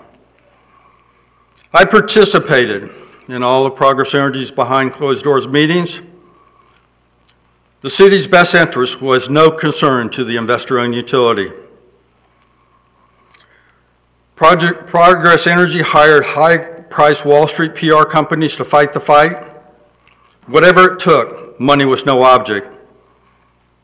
This was going to be a fight, and I can tell you, without a doubt in my mind, that this will be the most important financial opportunity that you have sitting at this dais. Progress Energy formed a political action committee, much like I'm sure Gulf Power will do.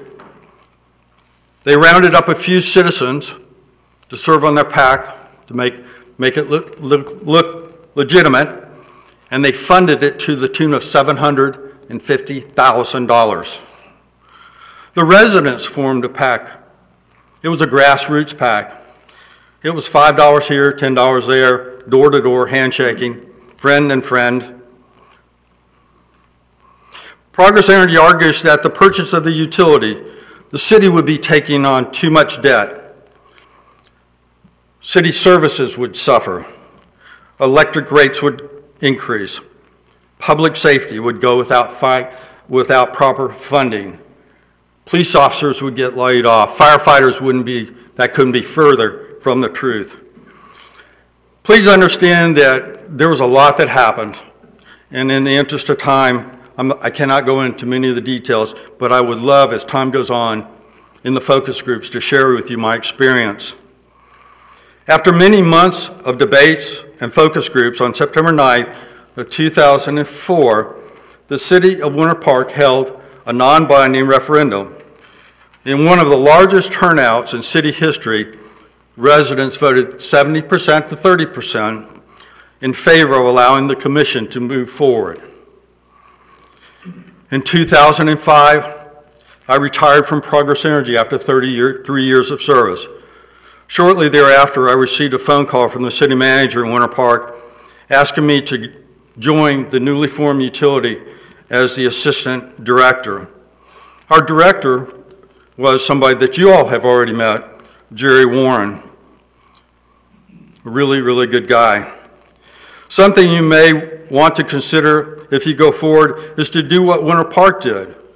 We hired an outside company to operate the day-to-day utility services, which included a call center and OMS. I know at this point you're going through the process of determining what is best for your community, and I think that's exactly what you should be doing. I encourage you to maintain the dual track, investigate, educate yourself on the alternatives as I did. I believe that you will like what you find. I encourage you to please come. I invite you to come to Winter Park. Let us show you what we've been able to accomplish. Forming a city-owned utility will provide for local control. You will be the board of directors. If you like good customer service, I know you do because you wouldn't be sitting here tonight if you didn't, you will love public power. When I say you will become the board of directors, any citizen can come before you and express concern. I dare you to be able to do that in Birmingham, Alabama.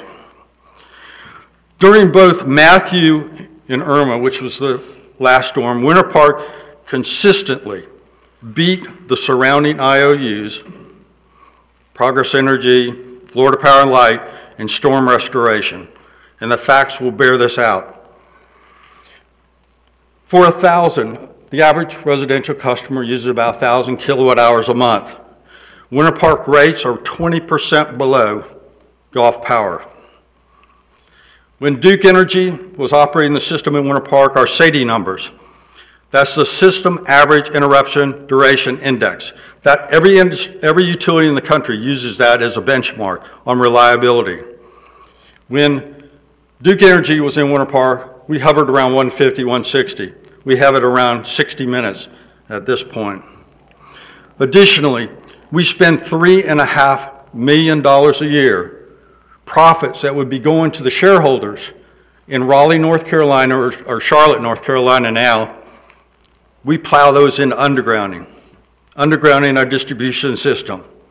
We're doing about 6 miles a year, and we're about 6 years away from completion.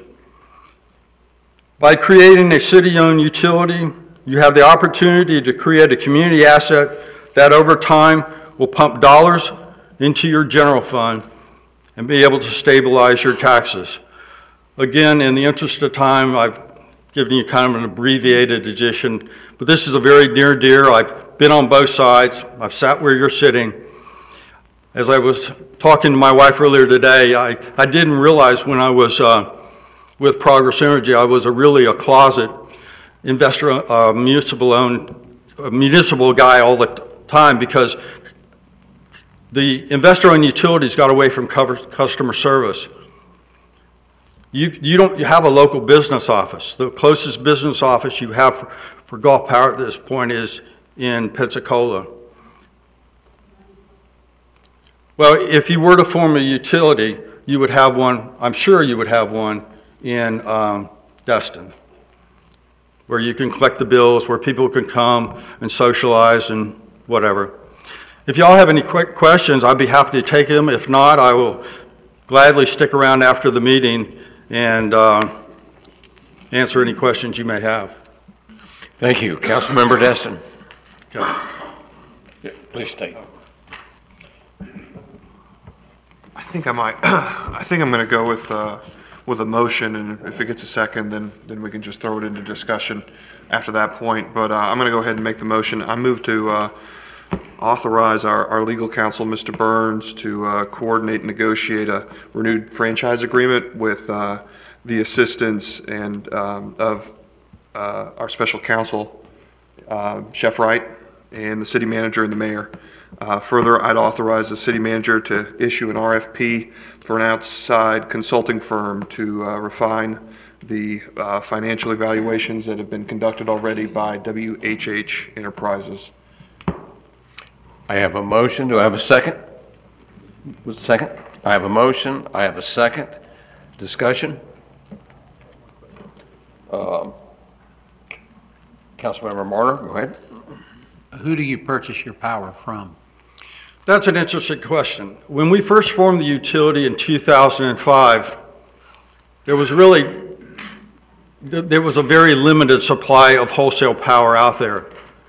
For the first 5 years when we formed the utility, we bought our wholesale power from Progress Energy.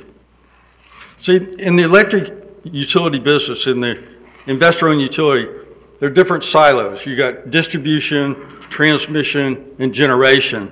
The generation side doesn't talk to the distribution side.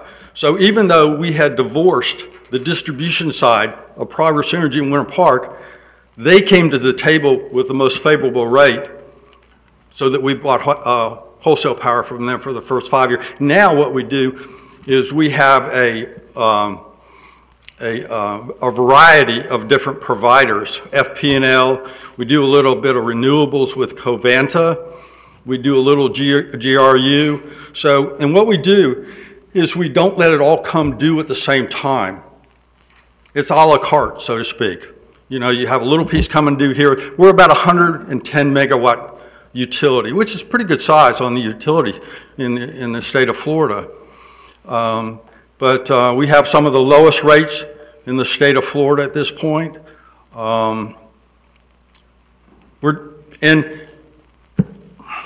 So just get it out there. As this thing heats up, you will hear a lot about Winter Park and that we spent $11 million over the first 4 years. I think there was a flyer that came out recently that said we spent $11 million over the first 4 years. Well, the reason we spent $11 million for the first 4 years is we had attorney's fees because Progress Energy drug us through the mud. And then also, they didn't hit a lick on any of the distribution system. The wires were basically falling on the ground. So we had to spend money in order to get the wires on poles. Because when they find out you're serious about buying the electric utility, they're going to stop the maintenance. Or they're going to cut back on the maintenance. Councilmember Braden. Thank you, Mayor. What would you say the budget is that Winter Park's operating off of? The electric utility budget is about 50 million. 15? 50. 50. Yeah.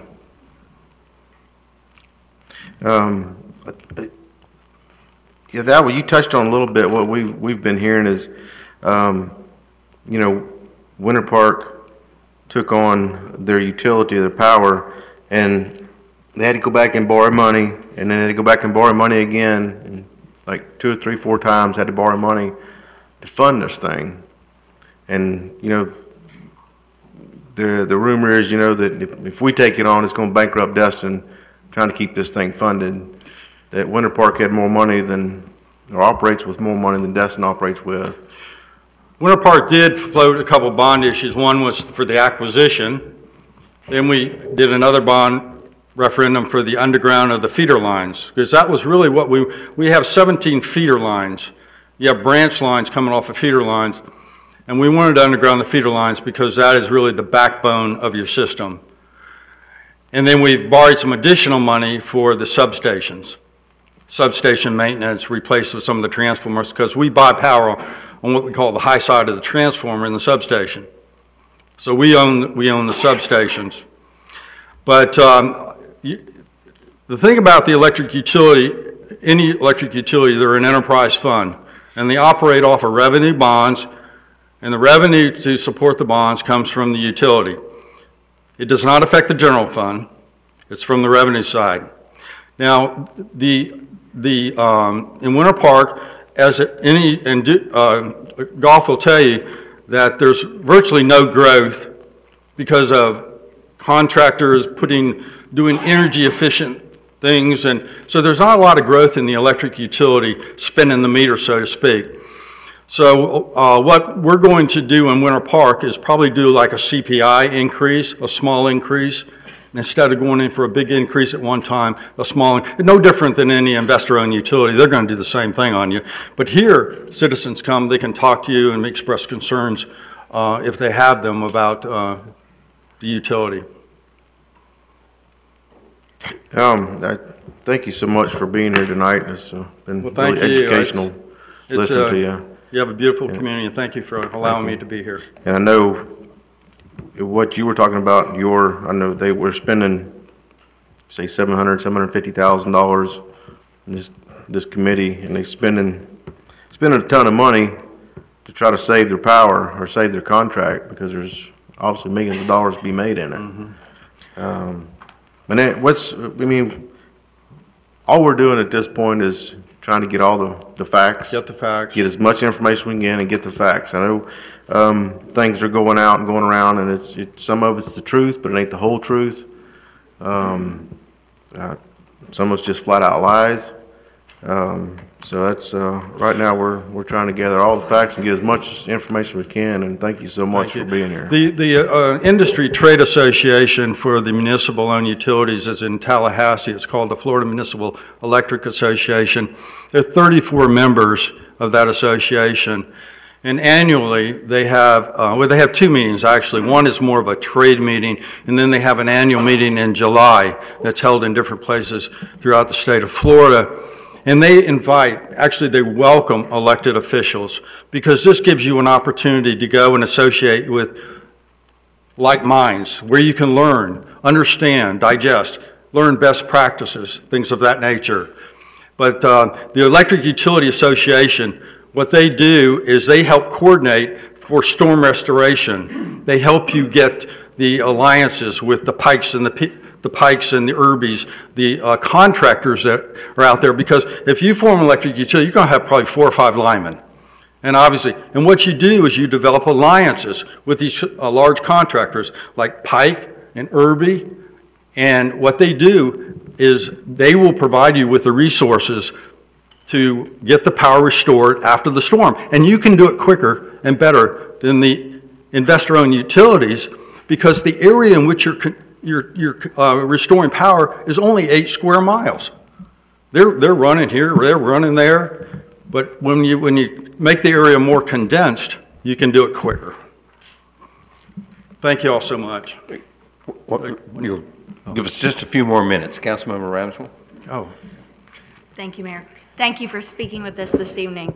I had a couple follow-up questions based on some information that Councilman Braden had asked and you'd given him.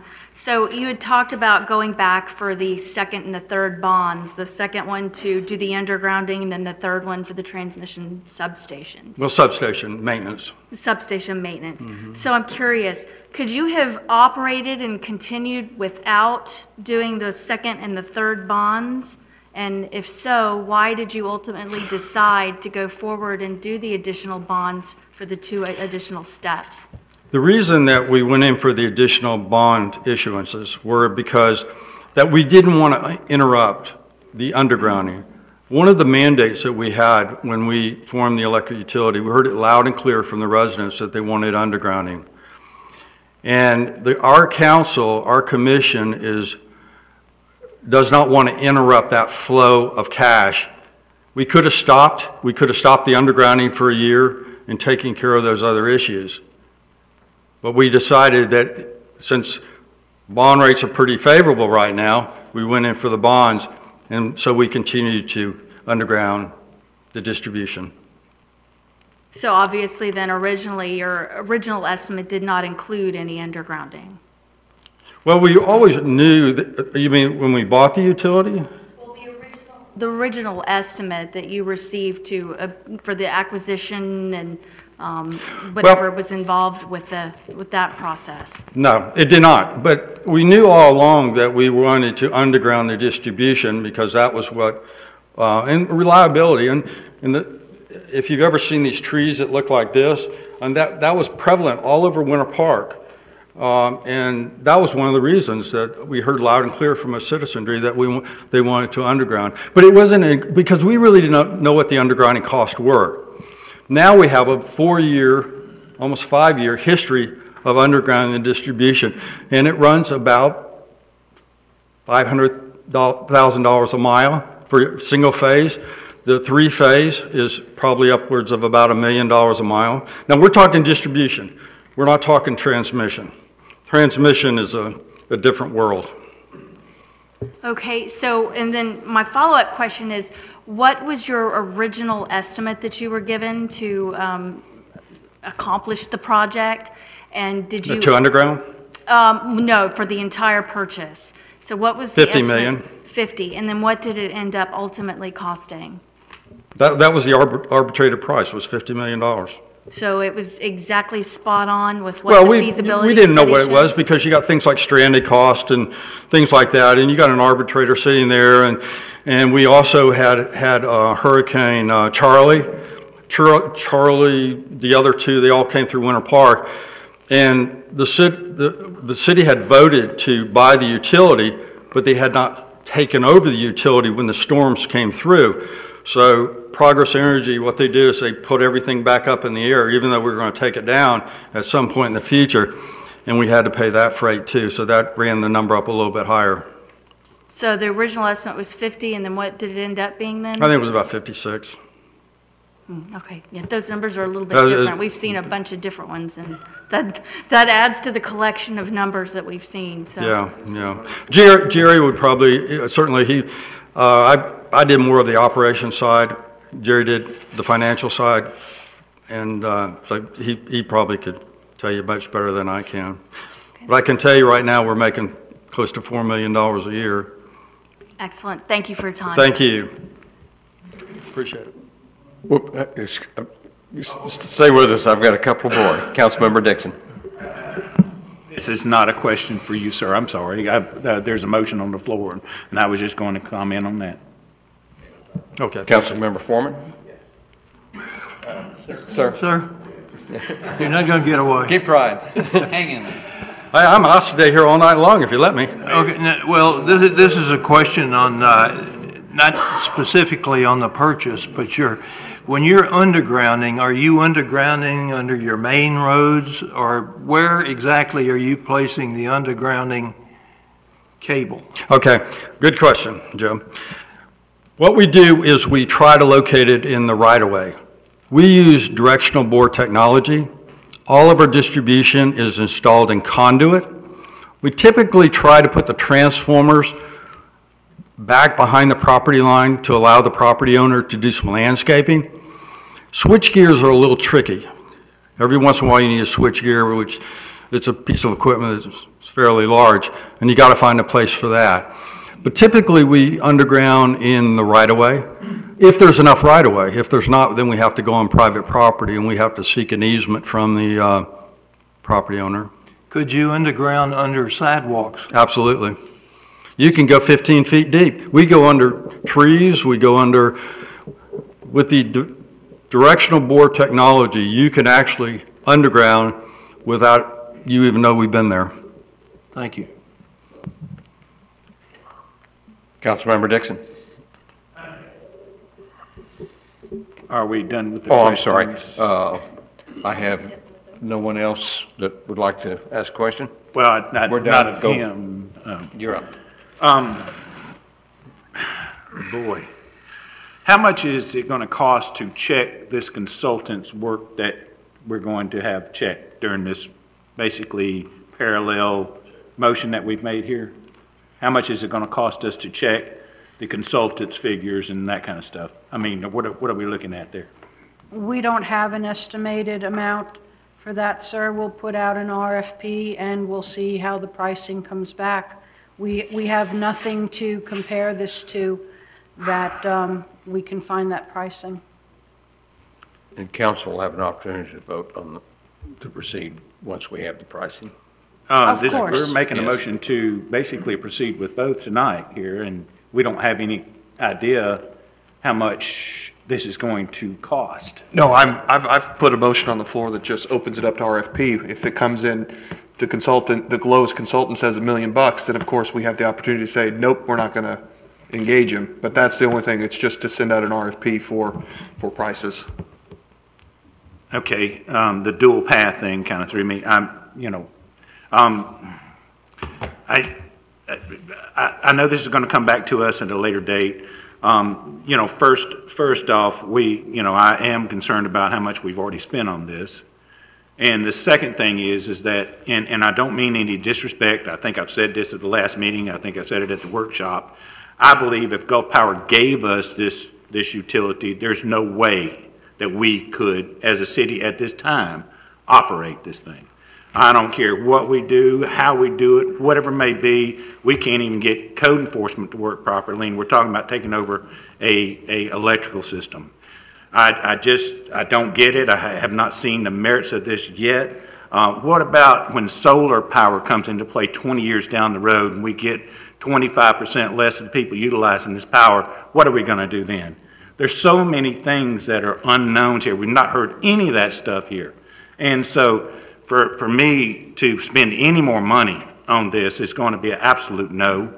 I will support this tonight because we're not committing to spending any more money on this, but I got to tell you, I do not have confidence in the city of Destin running this power system at all. That's all I got. Thank you.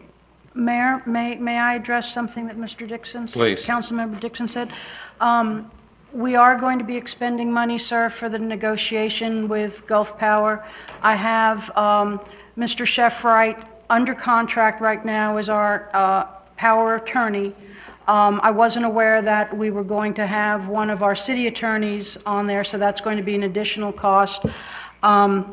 Ms. Kopp has negotiated these type of agreements before, so I'm just, I'm kind of caught off guard with the addition of our city attorney being part of it, which is fine if that's what the council desires, but it's a cost.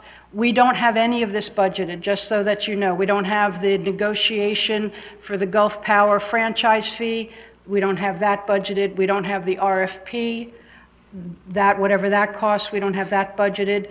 We don't have the negotiation for a price if the council decides to go that way. So just understand that anything that we do going forward, none of these are budgeted items. We will be coming forward with budget amendments at the time that we do that. So I would have to bring forward Mr. Sheffright's contract with an estimate of how much it's going to cost to negotiate. I would need to get an estimate from our city attorney, or if you prefer, Ms. Kopp, her estimate of what it's going to cost, and then we'll have to come forward with a budget amendment to council to approve us to pull it from the reserve in order to go forward at this time. So I just wanted to make sure that we were being totally transparent with all of the costs involved. And I'd like to reply to that if I could, Mr. Mayor.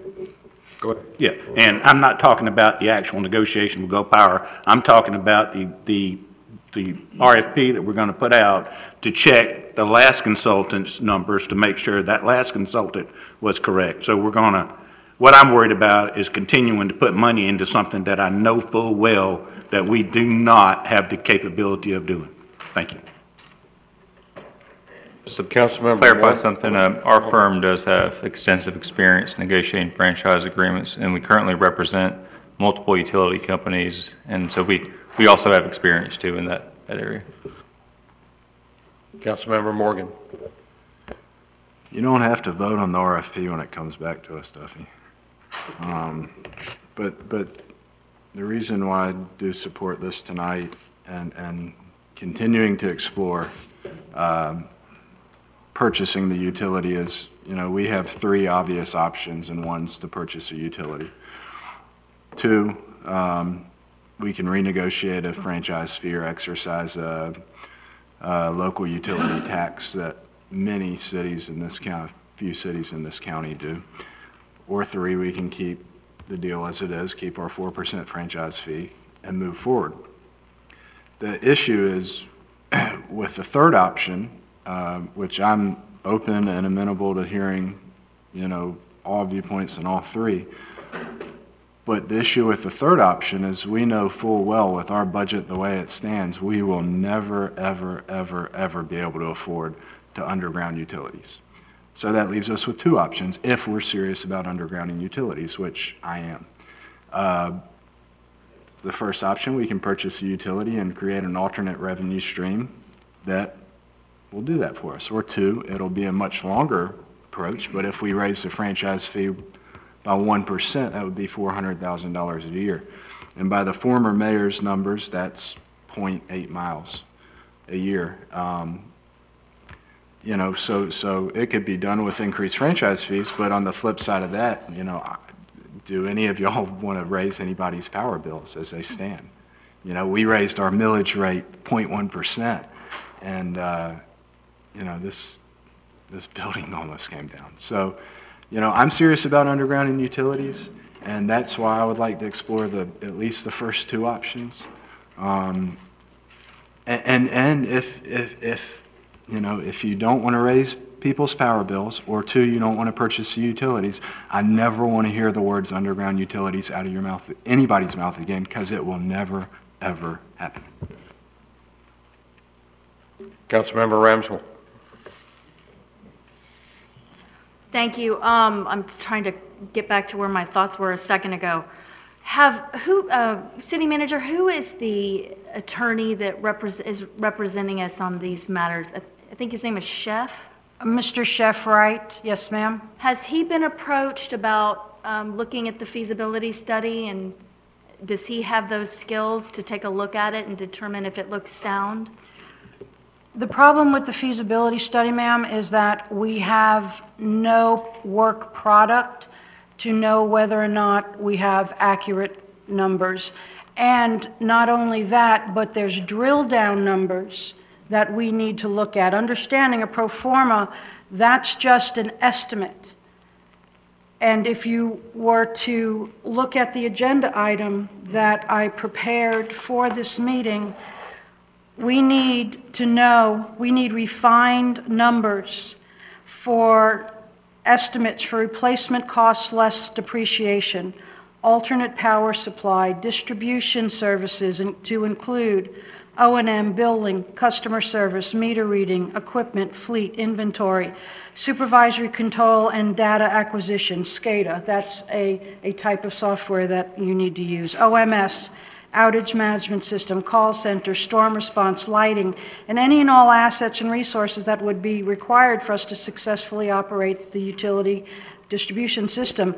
Also, I would like for whoever this firm is to compare what it would be for the city to run it versus to outsource it, because we want to do this in the most cost-efficient manner.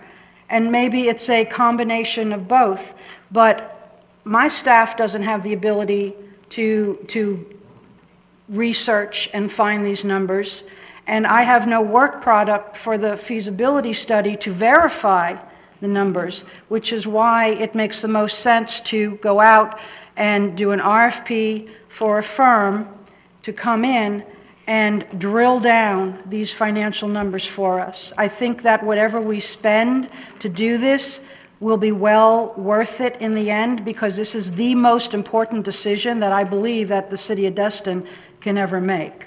So we want to be sure of our numbers before going forward. Absolutely. I know that you have not been able to receive those numbers and data. Has our attorney, Mr. Chef, reached out himself as an attorney to ask for those? No, actually, if I can defer to Mr. Burns, he's been working with Mr. Harrington. Mr. Harrington does not initially want to hand those out, but I think it's more of a sense if he wants to get paid a little bit more money, because he was putting a lot of time into responding to some records requests and whatnot, and I think he was getting frustrated with that. But I do know Mr. Chef Wright is close personal friends with him. That's what Chef Wright told me, and so he might be able to work that angle a little bit better. So that's an interesting curveball. I'll refrain from making some comments on that. In fact, I think I'm going to stop here. Thanks. Councilmember Dixon. I was just thrown for a loop there. My question is gone, so I'm out. Councilmember Braden. Thank you, Mayor. I think the city manager had answered my question. If we purchase the power, we do not have to run it, operate it. We could outsource it, correct? And we could city desk could focus on code enforcement?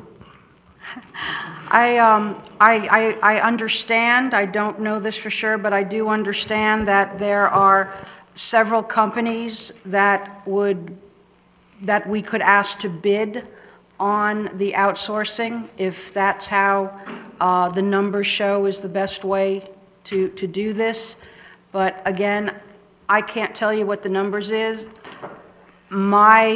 And I'm going to be perfectly honest, this isn't anything that I haven't already said to any of y'all over, the course of this process, is that 1.5 million to me is not enough to start working the operations and maintenance of a utility company. I'm not confident in those numbers. I don't have a work product to be able to justify those numbers. So I would like to know exactly how much it's going to cost us year one to be up and running to operate a utility. That's why we're asking for an RFP to go out to a firm to drill down on the finance numbers. Yeah, I'd like to know what it would cost, to outsource it before we spent $2 or $3 million trying to run it ourselves or get to that point. That's all I have, Mayor. Thank you. Councilmember Marler. First off, I like the part about we would outsource it, which is pretty much what we already do. Technically, in a sense, we don't run it. We let somebody else run it, which is Gulf Power. The thought that comes to me is we're spending a lot of money, and at the workshop we had, it was like 100% of the people that were here for the workshop said, leave it alone. Why are we spending the money now for something that we are still going to have to go to referendum for, and the citizens make the decision whether they want us to purchase the utility? And we're spending a lot of money, and then the citizens say, no, we want it to leave, we want to stay with Gulf Power like it is. We've spent money for nothing. We should be asking the citizens first if they want us to purchase it, then turn around and look at this. Because I have to agree with Mr. Dixon, we're barking up the wrong tree here in a lot of ways. Councilman Marler, just a point of clarification, there is no requirement that a referendum be held on this issue. So the citizens that elected us don't get a say-so in a technical sense, that they don't want us to do it. It's up to you to vote on a referendum, but it's not legally required in the situation. That's where I'm headed, because I think we need to let the citizens tell us what they want instead of us telling the citizens what they want. Excuse me, Councilman Marler, I did not include that as something for the council to vote on, because at the workshop, I did not receive consensus from the council for referendum. I could have put that on this agenda item for the council to vote whether or not they wanted this to go to referendum. I did not get consensus from council, so that's why I did not bring that option forward for this council to vote on tonight. Okay, I understand that part. Yeah, that was our error on that. But I'm just, the majority of the citizens that came to the workshop pretty much said that they were happy the way it was. I mean, we're using this as a negotiation and bargaining to try to get underground utilities and several other things, which I think if we, in the long run, we could work tandem with Gulf Power and get that. So We can't unless we raise people's power bills. We can't. Well, I agree with that too. People's power bills are already high enough. Yeah, so then if we're not going to raise their power bills by an increased franchise fee, we're not getting underground utilities. I understand like that, ever. Mr. Morgan. I agree with that. I'm just, well, then I'll throw it out there. I think we should consider the fact that we need to possibly do a referendum for the citizens to decide whether they want us to pursue this before we go and do something that spends a lot of money for nothing. Councilmember Dixon. Now, I was going to mention the referendum myself. The fact is that I won't feel comfortable spending this much money without a referendum. And even if we don't do that, I'm absolutely 100% for sure that there will be a citizen's petition to force us to go to a referendum. So personally, I'd like to put it out front. The numbers would come back completely opposite of wherever it is, Winter Haven Garden, Winter Park, wherever it is. But I will tell you now, from everything I've heard and everything I've seen, I'd be shocked if 10% of the people, even if the ballot language was tilted wholly toward us trying to take over this power company, that there's no way our citizens would ever vote for this. There's just no way.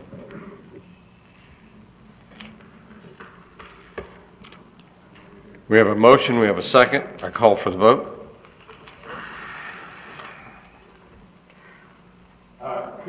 Motion repeated, please. No, it's slightly different. My motion was to authorize our legal counsel, Mr. Burns, to coordinate and negotiate the renewed franchise agreement with Gulf Power, along with the assistance of our special counsel, Chef Wright, the city manager, and our mayor.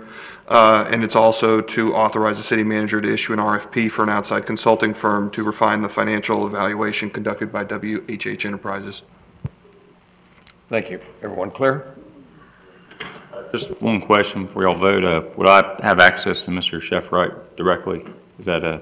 That's the implication, yes. Thank you.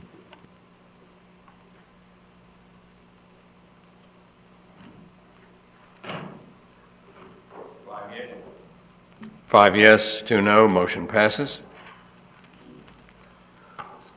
Ms. Carice, announcements?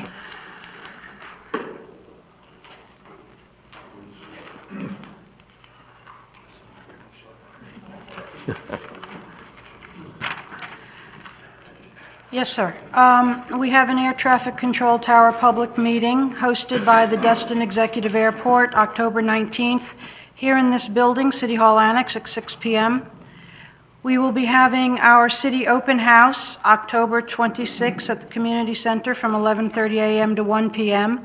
Fish fry, shred truck, staff, and partner booths. The Fall Festival will be held October 30th at the Community Center from 5 to 8 p.m.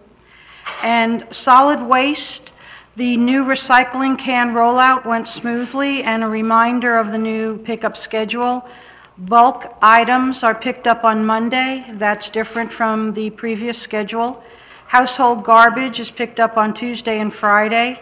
Recycling is picked up on Tuesday, and yard waste is picked up on Friday. This was previously on Wednesdays for most of the city, but now yard waste is picked up on Friday. And that's all I have, sir. Thank you. Mayor. Thank you. I'm sorry, Councilmember Dixon. Could I make a comment on the waste management issue? I've seen lately, I've noticed that the yard debris, in fact, I put in a phone call today to Waste Management. The yard debris is not being picked up like it should be.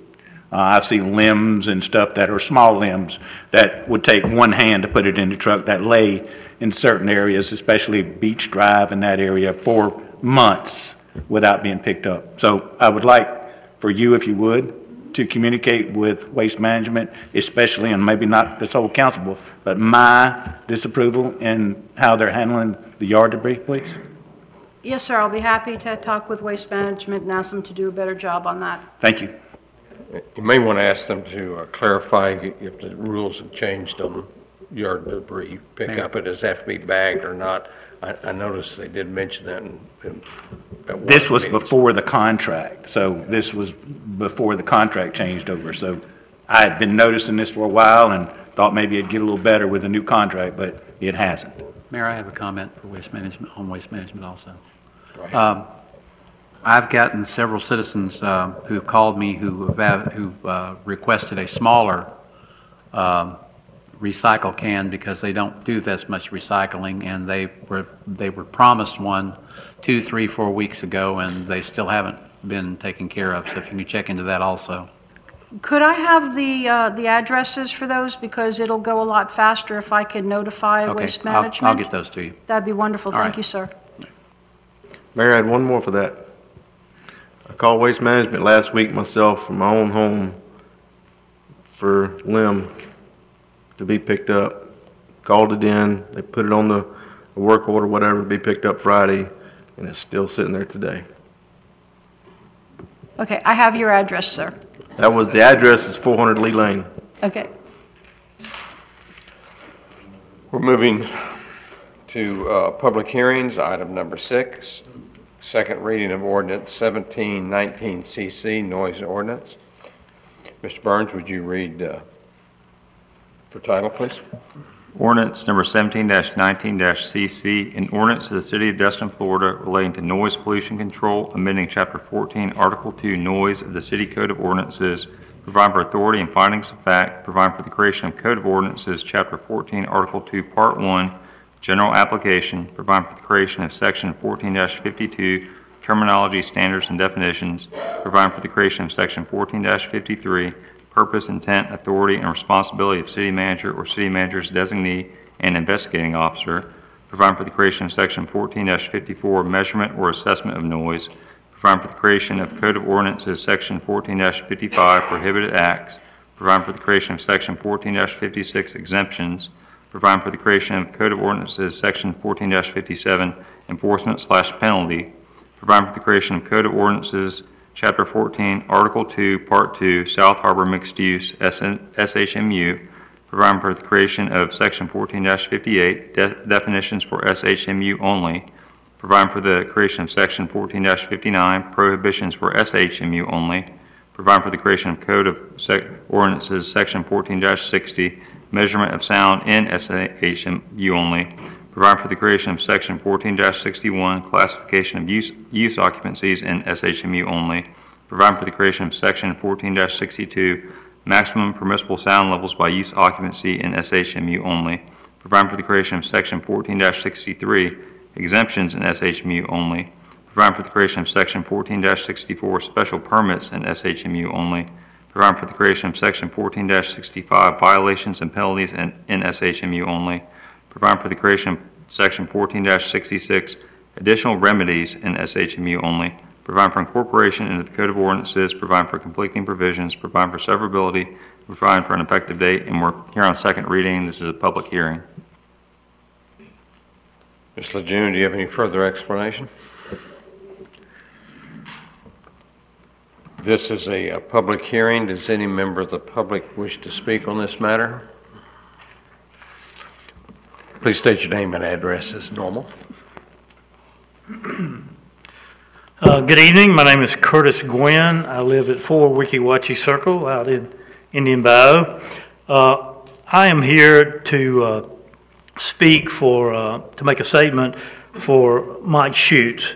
Mike was injured. He cannot be here in person, and I would like to read a statement that he has sent to everyone on the council. You should have gotten it, but I wanted to read it anyway and get it into the public record. It says, Dear City Council, I understand a new noise ordinance has passed first reading, and I'm sorry for not being able to attend the workshop or council meeting to voice a concern. I have been immobile for the last 5 weeks and could not be here tonight and sit through this short interlude to get here.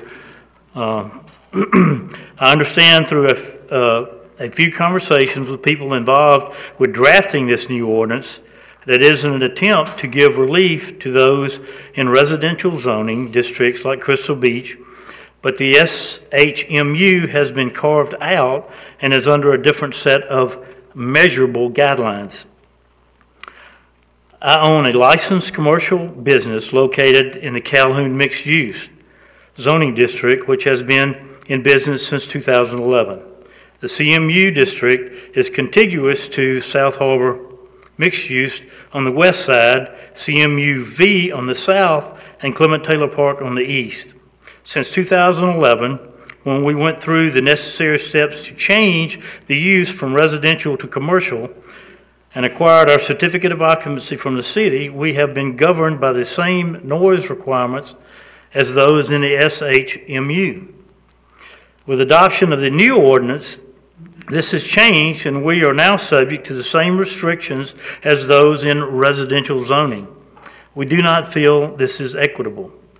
A simple solution to correct this is to amend the new noise ordinance to include all mixed use zoning to fall under the same standards as the South Harbor Mixed Use zoning, which is the case with the current noise ordinance. So in essence, all he is asking to do is to have all of the mixed use in the city fall under the same exemption that the South Harbor does, which I think is very, amenable.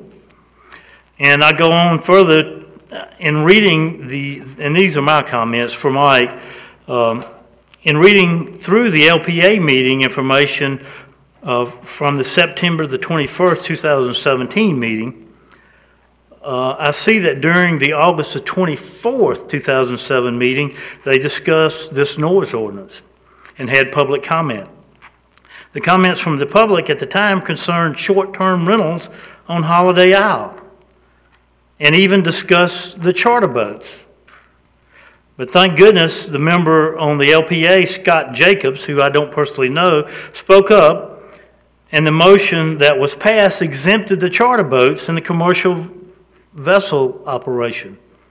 So, I mean, they were discussing limiting what time the charter boats could come in and go out, and I mean, that's kind of what Destin was all, was founded on.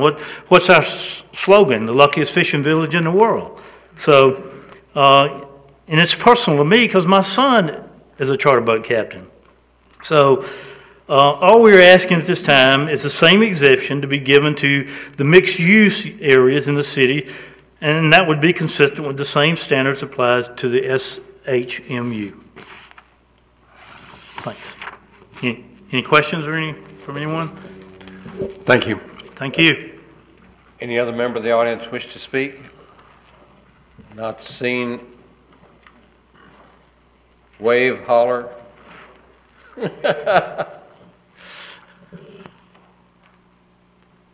Thank you, Mayor.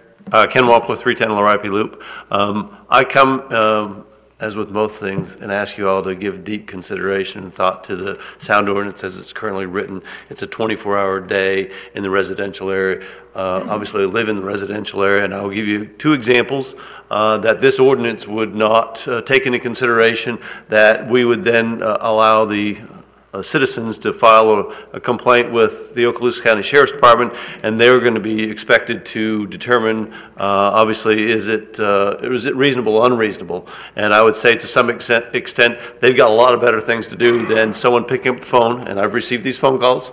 The people staying at your house are extremely loud, they're having a party, you need to come over and calm them down.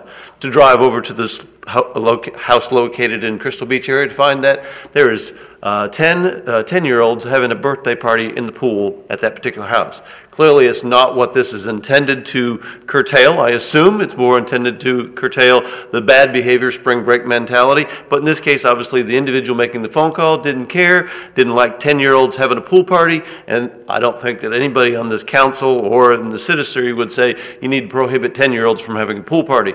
Clearly, if you've had 10-year-olds in your pool, I've had them in my pool, they get loud. There's a way to handle that, and making the sheriff to be involved in that certainly is not effective use of their time. The second example I will give you is in my neighborhood. My neighbors inside their homes was playing music, and they had their stereo system on their foundation. And if you live in a close-knit neighborhood and you have concrete foundations, what happens is that sound reverberates up into my house.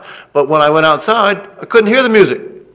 So Citizen Joe says they're having a party next door, they're being extremely loud. The reality is, not everybody's going to do what I did. I went next door, knocked on the door, and said, if you pulled the damn thing up off, you pulled the thing up off the floor, I wouldn't have to hear it and it wouldn't have to thump in my ears.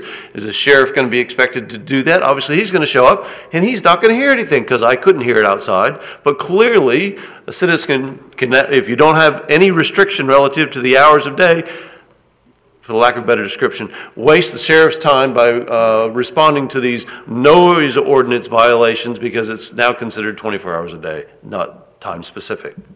That's my 2 cents worth. Anyone else? Okay. Do we have a motion? Discussion? Councilmember Dixon. Mayor, I've gotten a couple of phone calls on this, and one of the things I'd like to say on the sheriff's office thing, you know, they're not going to be dropping murder cases to go check noise complaints. I can tell you that. They're not going to do that. And correct me if I'm wrong here, but if we change this tonight, this will have to go back to first reading. Am I right? That's correct. Okay. And I've told a couple people this, and you know, I want to make sure that I'm right on this. At any time, if we do adopt this, at any time that somebody wants to bring this to a council, gets a council sponsor to bring this forward, would it just take 4 votes to change this, or would you have to go back through first and second readings and stuff like that? If we voted this through tonight, and if we saw there was an issue, if we needed to amend this, would it then have to go to 2 readings, or could it just be amended with a simple majority vote? 2 readings, but it doesn't have to go back before the LPA again. We did that. It would be first and second reading on the change? Correct. Okay, I've been telling wrong, but okay. Thank you. Now, you can cut stuff out of it tonight. You just can't add or change anything. If you cut stuff out, you could go ahead and not go to back to a first reading again. So if we cut the times, that could be done tonight? Correct. But you couldn't change the times, if you see what I'm saying. So you can, right now it's all times of the day, so if you decide to add like a range in there, that's a change instead of cutting something out of it. Okay, thanks. And just a reminder, the Sheriff's Department, the Sheriff's Attorney, the State Attorney all signed off on this. This is not a surprise to them at all. This is, matter of fact, they provided a great deal of input into this ordinance. Councilmember Marler. Thank you, Mayor.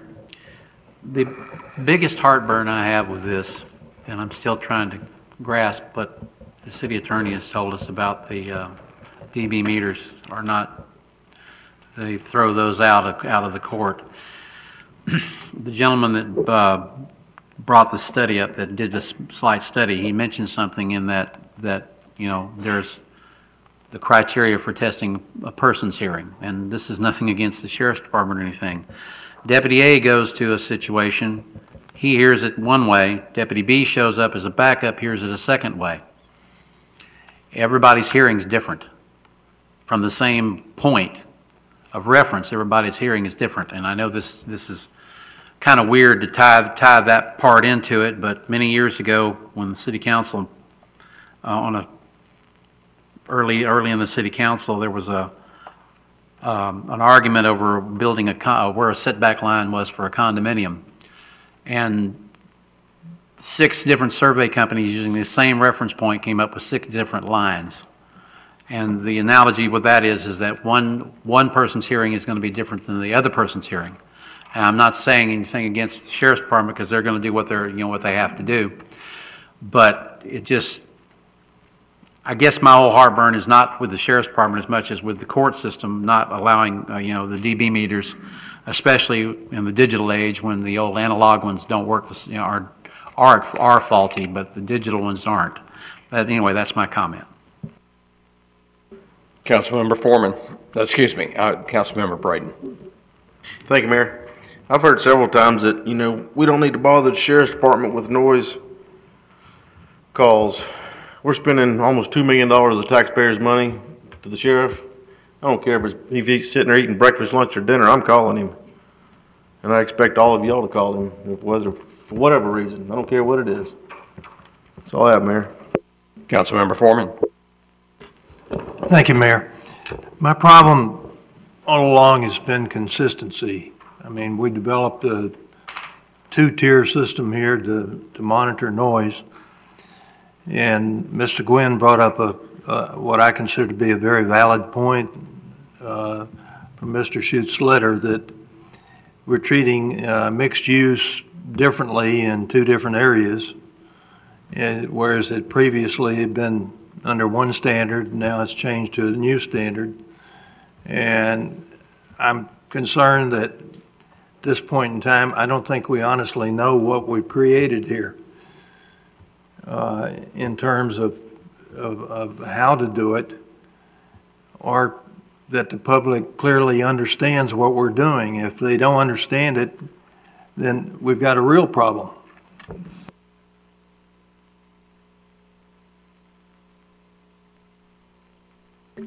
I feel an obligation to respond to that, but I'm not too sure how. Basically, what you have before you is an ordinance that is utilized in many, many communities across the entire United States.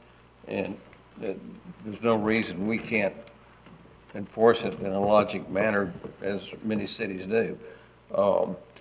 Some of you may want to really go back and look at the old ordinance that we're going to be leaving on the, on the harbor area. It's frankly more restrictive than the one's going to be on the residential area, if we find a method to enforce it. It starts measuring at 55 and 60 decibels at the property line. We're talking about 300 feet from the property line at the same decibel levels. We're going to be tightened. The harbor area is going to be, if we find a method to enforce it, is going to be more restrictive than a residential area. Am I correct on that? Yes, sir, and I'm glad that you brought that up when you said if we have a method to enforce it. I need to let the council know at this point in time, we do not have the most current technology. We will have to purchase that decibel meter reader that you were talking about, the digital rather than the analog. We also do not have any code enforcement officers who are certified to use these particular decibel meter readers. We're right now, we're looking to find the training so that we can have our 3 code officers who can work nights and weekends so that they will then be trained to use this, and then they will need to be calibrated based upon what the requirement of the actual piece of equipment says. These are very important because I understand that if it does go before a judge, that these are the issues that they look at, whether it's a calibrated, up-to-date technology, and whether the user is certified to use it. So we can get there. I just wanted everyone to be aware that we're not there yet to use the decibel meter reader. Councilman Marlar, just to kind of clarify your point earlier, I've never told you that it's not legal, the decibel meter, but the situation is this, and I'll analogize it to DUI cases. When I prosecute DUIs over in Leon County and someone blew on the side of the road, they would then get taken downtown, and there was a machine called the Intoxilizer 5000 that someone would have to then blow into. If they did all that, then the only defense was to attack the calibrations on the machine. And it was actually a fairly successful defense sometimes. Those are DUI cases that generate a lot more interest publicly for safety, and a lot more resources go into those. The problem in the First Circuit is there's no area around here in the 4 counties that successfully enforces a decibel meter in actual courts. We have the lowest tax rate in the state. That's probably one reason for that, but there's so many different decibel meters out there that there's just not people trained to be able to actually effectively enforce those in the court of law. So they are legal, it's just they aren't admissible because you would never be able to have someone testify if you had a good defense attorney on the other side. Councilmember Braden. Thank you, Mayor. I assume there's not been a motion read yet? We have a motion, we have a second. And what was the motion again, please? We adopted on second reading. Thank you. You call the question? Yes, let me allow Councilmember Ramsell one last opportunity. So I believe it was the October 2nd meeting we had, we must have spent an hour discussing decibel meters and the fact that judges threw those cases out. It was futile to have a code that had the decibel readings in it, because what's the point if you can't enforce it and the judge is going to throw it out anyway? Why suddenly are we even considering a conversation that has to do with decibel meters again? I'm just saying, you know, that this is one of those moments when I'm sitting here going, are you kidding me? I mean, we went on and on and on and on. It's just not feasible. And now here we are back at, anyway, I've said my piece. I'm going to call for the vote. Mayor, I have no record of a motion. What? I do not have a record of a motion being made. I'll be glad to make it, Mayor. Chatham made the motion and, no. Okay, I'm sorry. I'll be glad to make it, Mayor. Okay, we have a motion. I move that the council adopt ordinance number 17-19-CCN on second reading. Second. We have a motion, we have a second. I call for the vote.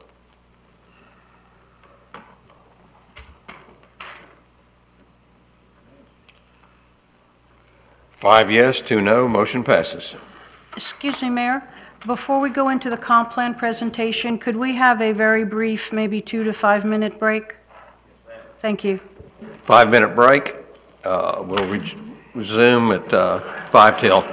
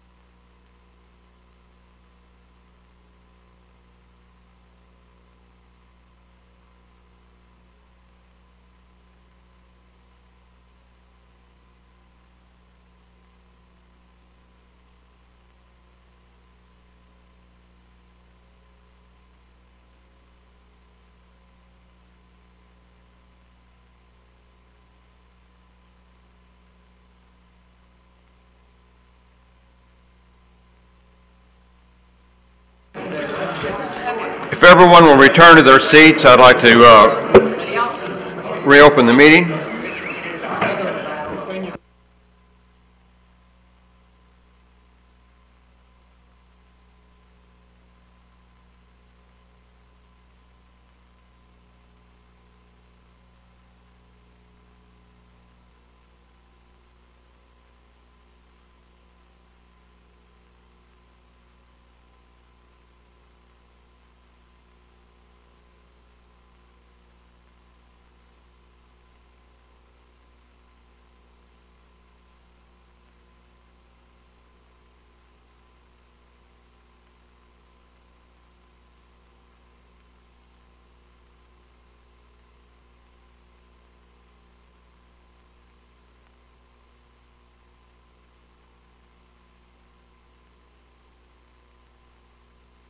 Sorry, ladies and gentlemen, we have a little technical problem with the recording equipment. It's going to take about another 2 minutes before we start.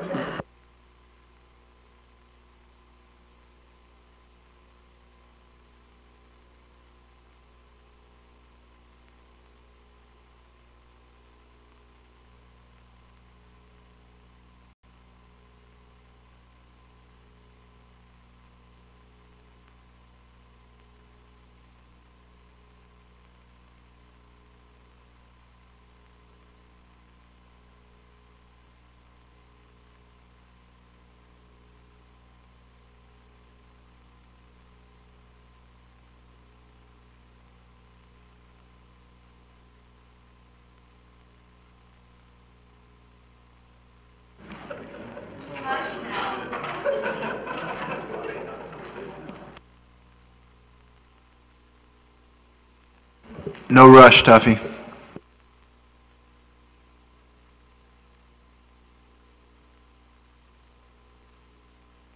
I call the meeting back to order.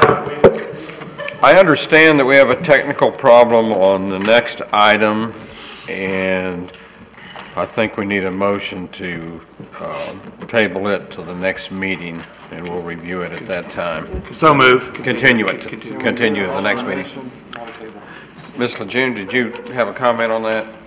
No, sir, I just asked that it be continued and not tabled. That way we do not have to re-advertise. Can we get an explanation, because we've got a lot of folks who've sat through a Yes, sir. 3-hour meeting. Not all of the backup made it to the agenda item. There was a flurry of emails going back and forth with multiple copies of backup materials, and one of the crucial pieces did not make it to the city clerk, so it was not able to be put into the packet.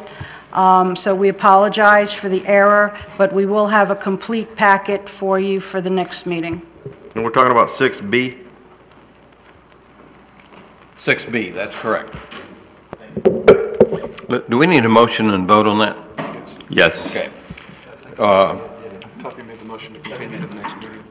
Tuffy made the motion. Do I have a second? Second. Yeah, I have a motion. I have a second. I will just say this, Mayor. as much as this discussion is not fun for me, but it's a discussion we have to have about the future of our city. I'm really disappointed because there are a lot of folks who have been here waiting a long time tonight, so. The alternative, sir, I is to... apologize. The alternative would be to allow the West Florida Regional Planning Council to give their presentation for discussion, but you do not have the actual red line version in front of you. Are we going to, is this going to save money if they present tonight, or are we going to have to pay? No, sir. Okay. No, they're under contract. They'll present whenever we ask them to come present.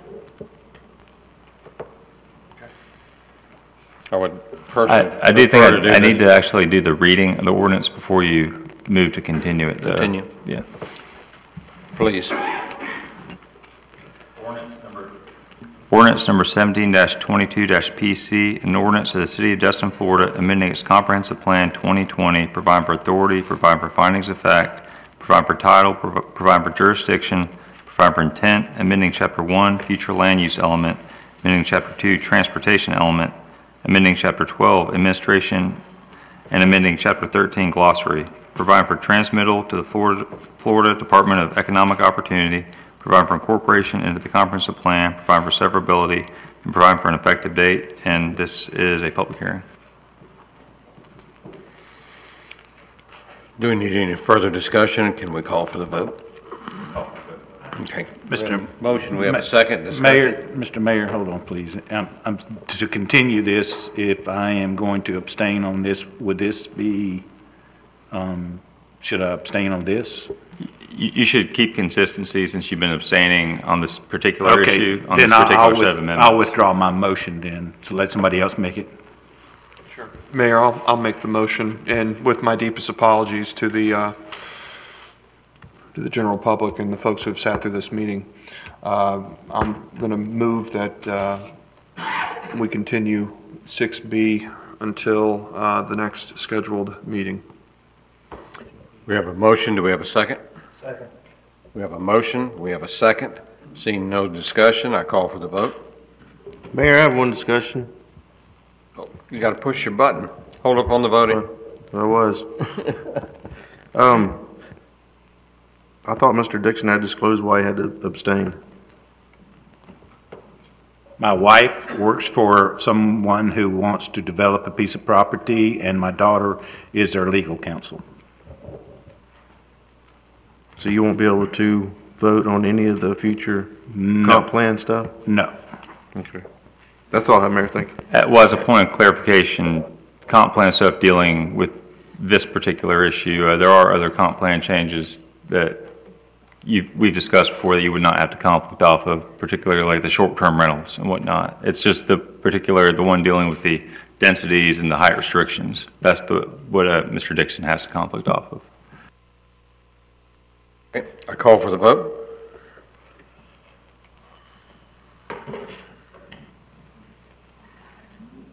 One abstention, 6 yes, passes.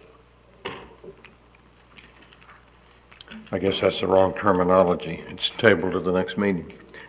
Continue. Consent agenda. So you're not taking any public comment on that? Is that correct? That's correct. We're interrupting. That's correct. You kick it out the next meeting? Next meeting.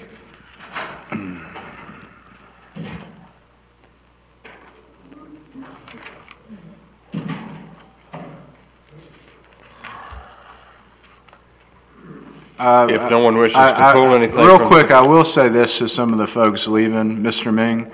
At the end of our meeting under item 9, you've got an opportunity to speak. And I'm sure we'll all certainly hear your comments at this meeting and carry them for 2 weeks from today. So we'll consider so you won't have to come back and sit through another 3-hour meeting, is what I'm saying to the public. If you don't want to come back, we're going to listen to what you say tonight. I know you're prepared to speak. I know some others were prepared to speak.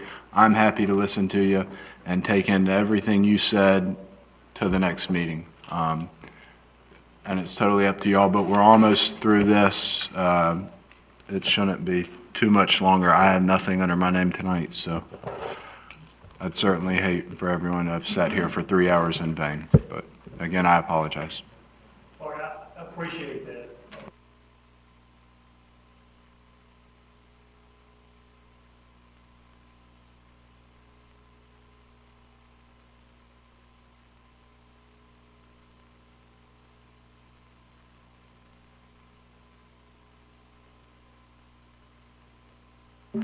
Yeah, thank you. Any member of the council want to pull anything from the consent? No, but we had that opportunity already, so we need a motion to approve the consent agenda. I'll make the motion for A and B.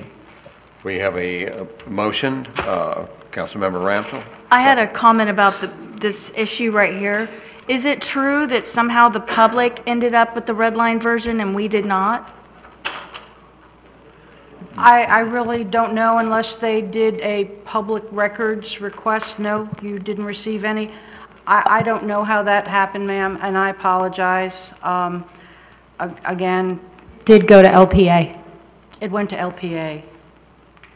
Oh. Okay.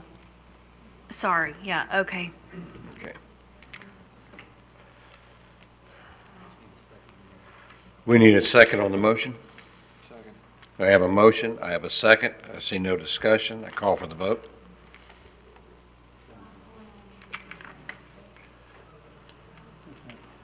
this on the consent agenda? Unanimous, yes. Both items are approved. We're down to comments by council. Councilmember Braden, will you please lead us off? I'm good tonight, Mayor. Thank you. I have nothing.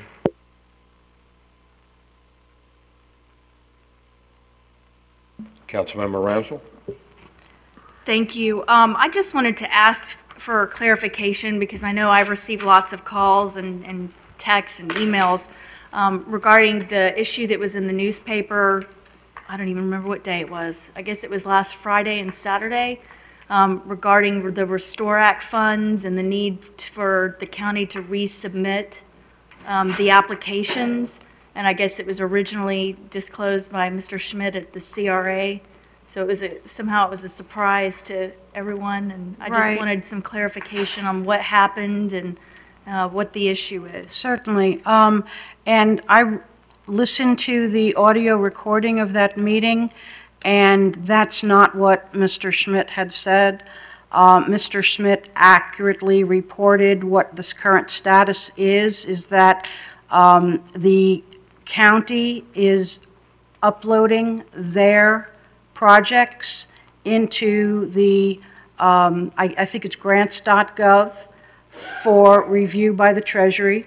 We just received an email from the grants coordinator for the county saying that we could now go in and start uploading our projects in there. We had a staff meeting and we're getting ready to do that this week. And there's really nothing that's changed. The additional layer of oversight by the county was actually written into the state legislature this past 2017 session.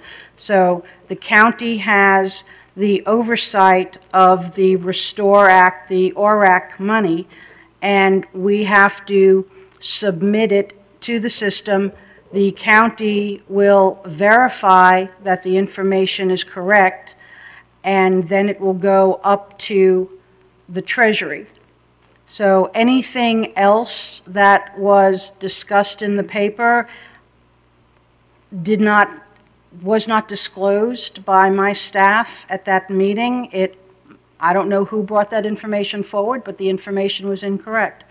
We do have copy of the audio of that meeting. If anyone wants to do a records request, they can listen to it themselves. But the information that was given to the newspaper for the article was not correct as far as what my staff had spoken at that meeting. Okay, thank you for the clarification, and that's actually all I have. Thank you. Thank you. I listened to that entire audio, but I had no idea what I was listening for. So appreciate a better understanding. Councilmember Dixon? Nothing tonight, Mayor. Councilmember Foreman? I have nothing, Mayor. Councilmember Marler? I have nothing tonight. Councilmember Destin? Nothing, Mayor. Councilmember Morgan? Nothing, except I saw they mitigated the elementary school trees with a bunch of ugly palm trees. It's disappointing. This sticks out like a sore thumb, especially in that neighborhood where there are no palm trees. But whatever. That's it. Disappointed about the tabling of the issue because I know we wasted some really good people's time tonight. I attended the last Triumph funding meeting and asked that each of you receive a copy of the pre-screening form. There had been some indication that it'd probably take the Triumph Gulf Coast Committee months to create this document, as well as the preliminary document. And surprisingly enough, their committee presented it to the board at the very first meeting, and with several minor changes, which I understand is now posted on the website, so you can go to their website and get a draft with the minor changes in it. They're not very major. But why I think it's important for you all to glance at it it gives you a lot of the requirements and indication of how they're going to score requests for funding.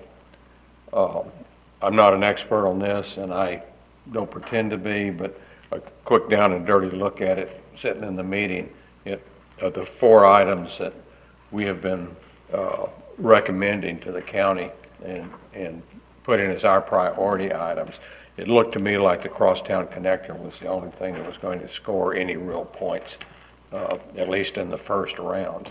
I point that out because I think we ought to at least get that filled out and sent to the committee with a request for funding as well as we can present it with this. They are going to try to do the first round in November. This requires a process where we submit a preliminary application that will be reviewed by staff, and they will decide if it is meets the state standards, state law and their standards for approval. Then you go into the major form that is, I can't remember, 30 pages long, 29 pages long, and complete that and send it in. And I'm assuming with 8 counties going through this process, there's going to be a bunch going in if they're really going to try to hand out money in 2 months. We're going to have to move fairly quickly and decide on that. I don't presume to push which item you might really want and what all we might apply for. I guess we can still apply for all 4, but this process is going on for what, the next 18 years, 15 years? And there's, of course, millions each year. So this is, but we ought to at least attempt to get something in round 1 of this process. But it doesn't mean we're excluded. This will go on for a long time, and there's a lot of money in these pots, but a lot of folks that are going to be competing for it. Can I add to that? Any? Yes, sir, if you don't mind. After our meeting this afternoon, my mail was delivered to me, and I have a letter from Mr. John Hofstad of the Board of County Commissioners, and if I may read this to the council. Okay. It says, Ms. Lejeune, as you know, we have been working together over the past several months along with business and community leaders through our Chamber of Commerce to discuss potential programs and projects that might be funded through Triumph Gulf Coast. The Triumph Gulf Coast Board continues to meet and develop their application process. At their meeting on October 10th, the Triumph Board established a pre-application process and set a tentative date of November 15th to accept the first project pre-applications. They expect to continue to accept applications on a rolling basis. The Board of County Commissioners will continue to develop a process to complement the procedures being established by the Triumph Board as we work together for our communities. We appreciate the cooperation and partnership shared by our local elected bodies and staff, and we will continue to keep you informed of the board's progress in achieving these objectives. In the footnote, sir, they have outlined state statute 288.8013, subsection 2C, and I quote, "Each Board of County Commissioners shall solicit proposed projects and programs from other elected governing boards within the county and shall provide Triumph Gulf Coast, Inc. with a list of proposed projects and programs located within its county. The submitted list of proposed projects and programs must include projects and programs submitted by other elected local governing boards and projects and programs recommended by the Board of County Commissioners."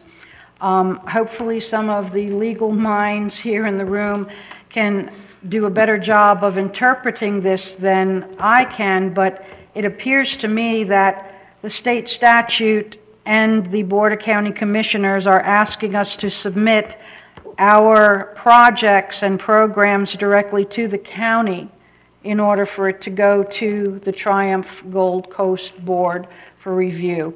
And when you said there would be staff review, sir, just to clarify, that would be Triumph committee staff, not city staff. Well, Isn't the county getting a pot of money to distribute themselves? So I'm sorry, sir? the county's getting a pot of money to distribute themselves, correct? No, this is the pot of money that we are supposedly to individually apply for and receive. From the board. Unlike the ORAC. Yeah, sure. Yeah, thanks. But if you want to. The way the statute reads is basically every city would submit their projects to the county commission, but the county commission doesn't have any say, or they can't like grade it or anything. They're just kind of acting as like a funnel to the Triumph board. So I think that it's kind of like a rubber stamping along the way, because the way it reads is they can't deny it at the county level. I think Triumph just wants to receive everything from one source, is why it reads this way. And one of the Triumph board members gave a rather long speech that he would not personally vote for any item that wasn't supported by the county commission, by anyone, individuals, businesses, cities. It had to go through it. Whether that really reflected the thinking of the entire board or any other members of the board, I don't know. None of the other board members commented on it. But this one gentleman was adamant about it. The mayor of the city of Pensacola took exception to it because his county commission was only willing to accept 5 items from them, and he wanted to submit 15. So this, I wouldn't say this is absolutely firm, but I think the only chance we're really going to have is to get the county on our side. And they've already endorsed, or at least the chairman at a previous meeting, endorsed our crosstown connector. And that was one reason it jumped to my thinking as maybe the most viable project.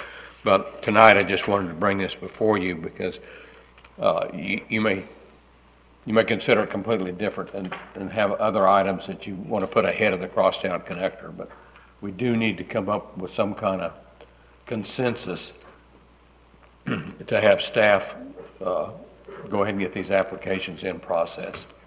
And I would think crosstown connector is definitely one, and of course it's up to you what they are and what the others would be.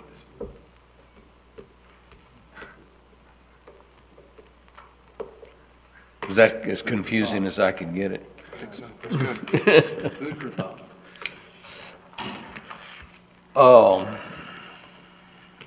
Our land use attorney, Scott? Nothing, thank you. Mr. Burns. I guess building on the vote earlier to have me handle the negotiations with Gulf Power, I guess I'll come back at the next meeting with an update and maybe like an outline of what I'm going to do, because I need to kind of become familiar. I've read the franchise agreement before. I just need to talk to Chef Wright and the city manager and you, Mayor, to kind of figure out where we're at on that, and maybe then we'll come up with a framework at that point. So. Excellent. Any discussion on that? Comments?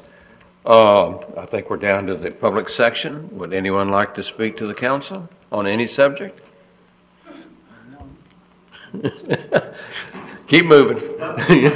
Mayor, excuse me. Yes. I apologize if I missed it, but do we have consensus on what the council's pleasure is for providing a project to the county? Do we want to have staff go ahead and submit the crosstown connector? Just because the city of Destin was infinitely times more affected than the rest of the county, I think we certainly need to submit and lobby for more than one project. We took the brunt of the BP impacts, so, Let me ask a question. My understanding of one of the rules involved in the Triumph funding was that it couldn't be funded from your regular revenue or from any other source. If there was a normal source for funding it, then The it could be language, excluded, yes. the language that it cannot supplant. Supplant, that was it. It The word cannot supplant supplant. existing funding source. Okay. I know they tried to define supplant in several different ways, but it, Well, if you're already receiving a grant, for example, from the state, then that disqualifies you from if the state was going getting to pave the traffic. road, we probably couldn't use it for paving, but we could use it to acquire property or right-of-way or other items that would not be supplanting that other support, And that other source of funds. you can divide the project up into different phases? Okay. It'd be very difficult, at least the way I read this, say for something like the high school, because that is normally funded fully through the school system or the state. Mayor, I And would. you can't supplant those funds, and that would be the normal source, but the Crosstown Connector would have several sources of funds, and you wouldn't necessarily be supplanting state funds or other I would sources. be amenable to the city manager sending us our list from our workshop we did. And then at the next meeting, we could prioritize at least a handful of projects, because I would hate to send them one project that they're probably going to fund. But I mean, the reality of it is it's unfair, like a lot of things in this county, if we don't get a significant chunk of the money that's going to be spent in this county. It's going to be very difficult because they want this one project to be one. very significant. They want you to be able to show that it's going to affect more than just your county. But they want one project? No, as far as I know, we Okay, can. So then I would like a list, and at the next meeting, we could direct you. Yes, sir, and But this is going Because I'm not prepared to do it right now. I'm more than happy to do that. My only, they set a tentative date of November 15th to receive the pre-applications. Sure. And we will work as diligently as we can. It's a 30-page application. Sure, so We will then, try to get as many Yeah, of. I think then what you could do now is start on the Crosstown Connector application. Pre-application was only 4 pages. Oh, who cares? But I think it's safe to say that, When you get to 30, you're on your way. sure, the county can go ahead or the city council can go ahead and give consensus to the Crosstown Connector. The staff can get started on that, and then we can look at the project list. Yeah, we discuss adding one, and they did not 'Cause it's a specifically way- state it, but if we come up with another item or two that we want to go ahead and submit, I don't think we're precluded from resubmitting them at a later date if they're passed over the first time. Does undergrounding utilities benefit more than us? I doubt it.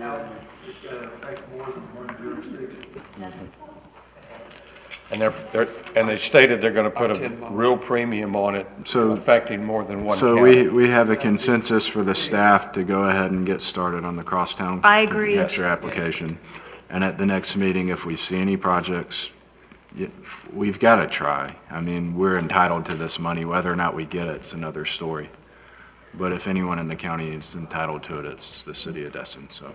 So I will go ahead and put that for an item on the next agenda for the council to be able to prioritize and vote. And if you don't mind me just commenting on your particular suggestion, undergrounding actually is a hazard mitigation.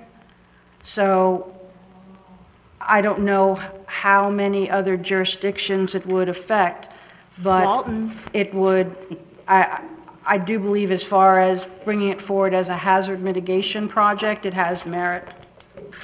All right, what you need. If we buy the company, then we're paying for it.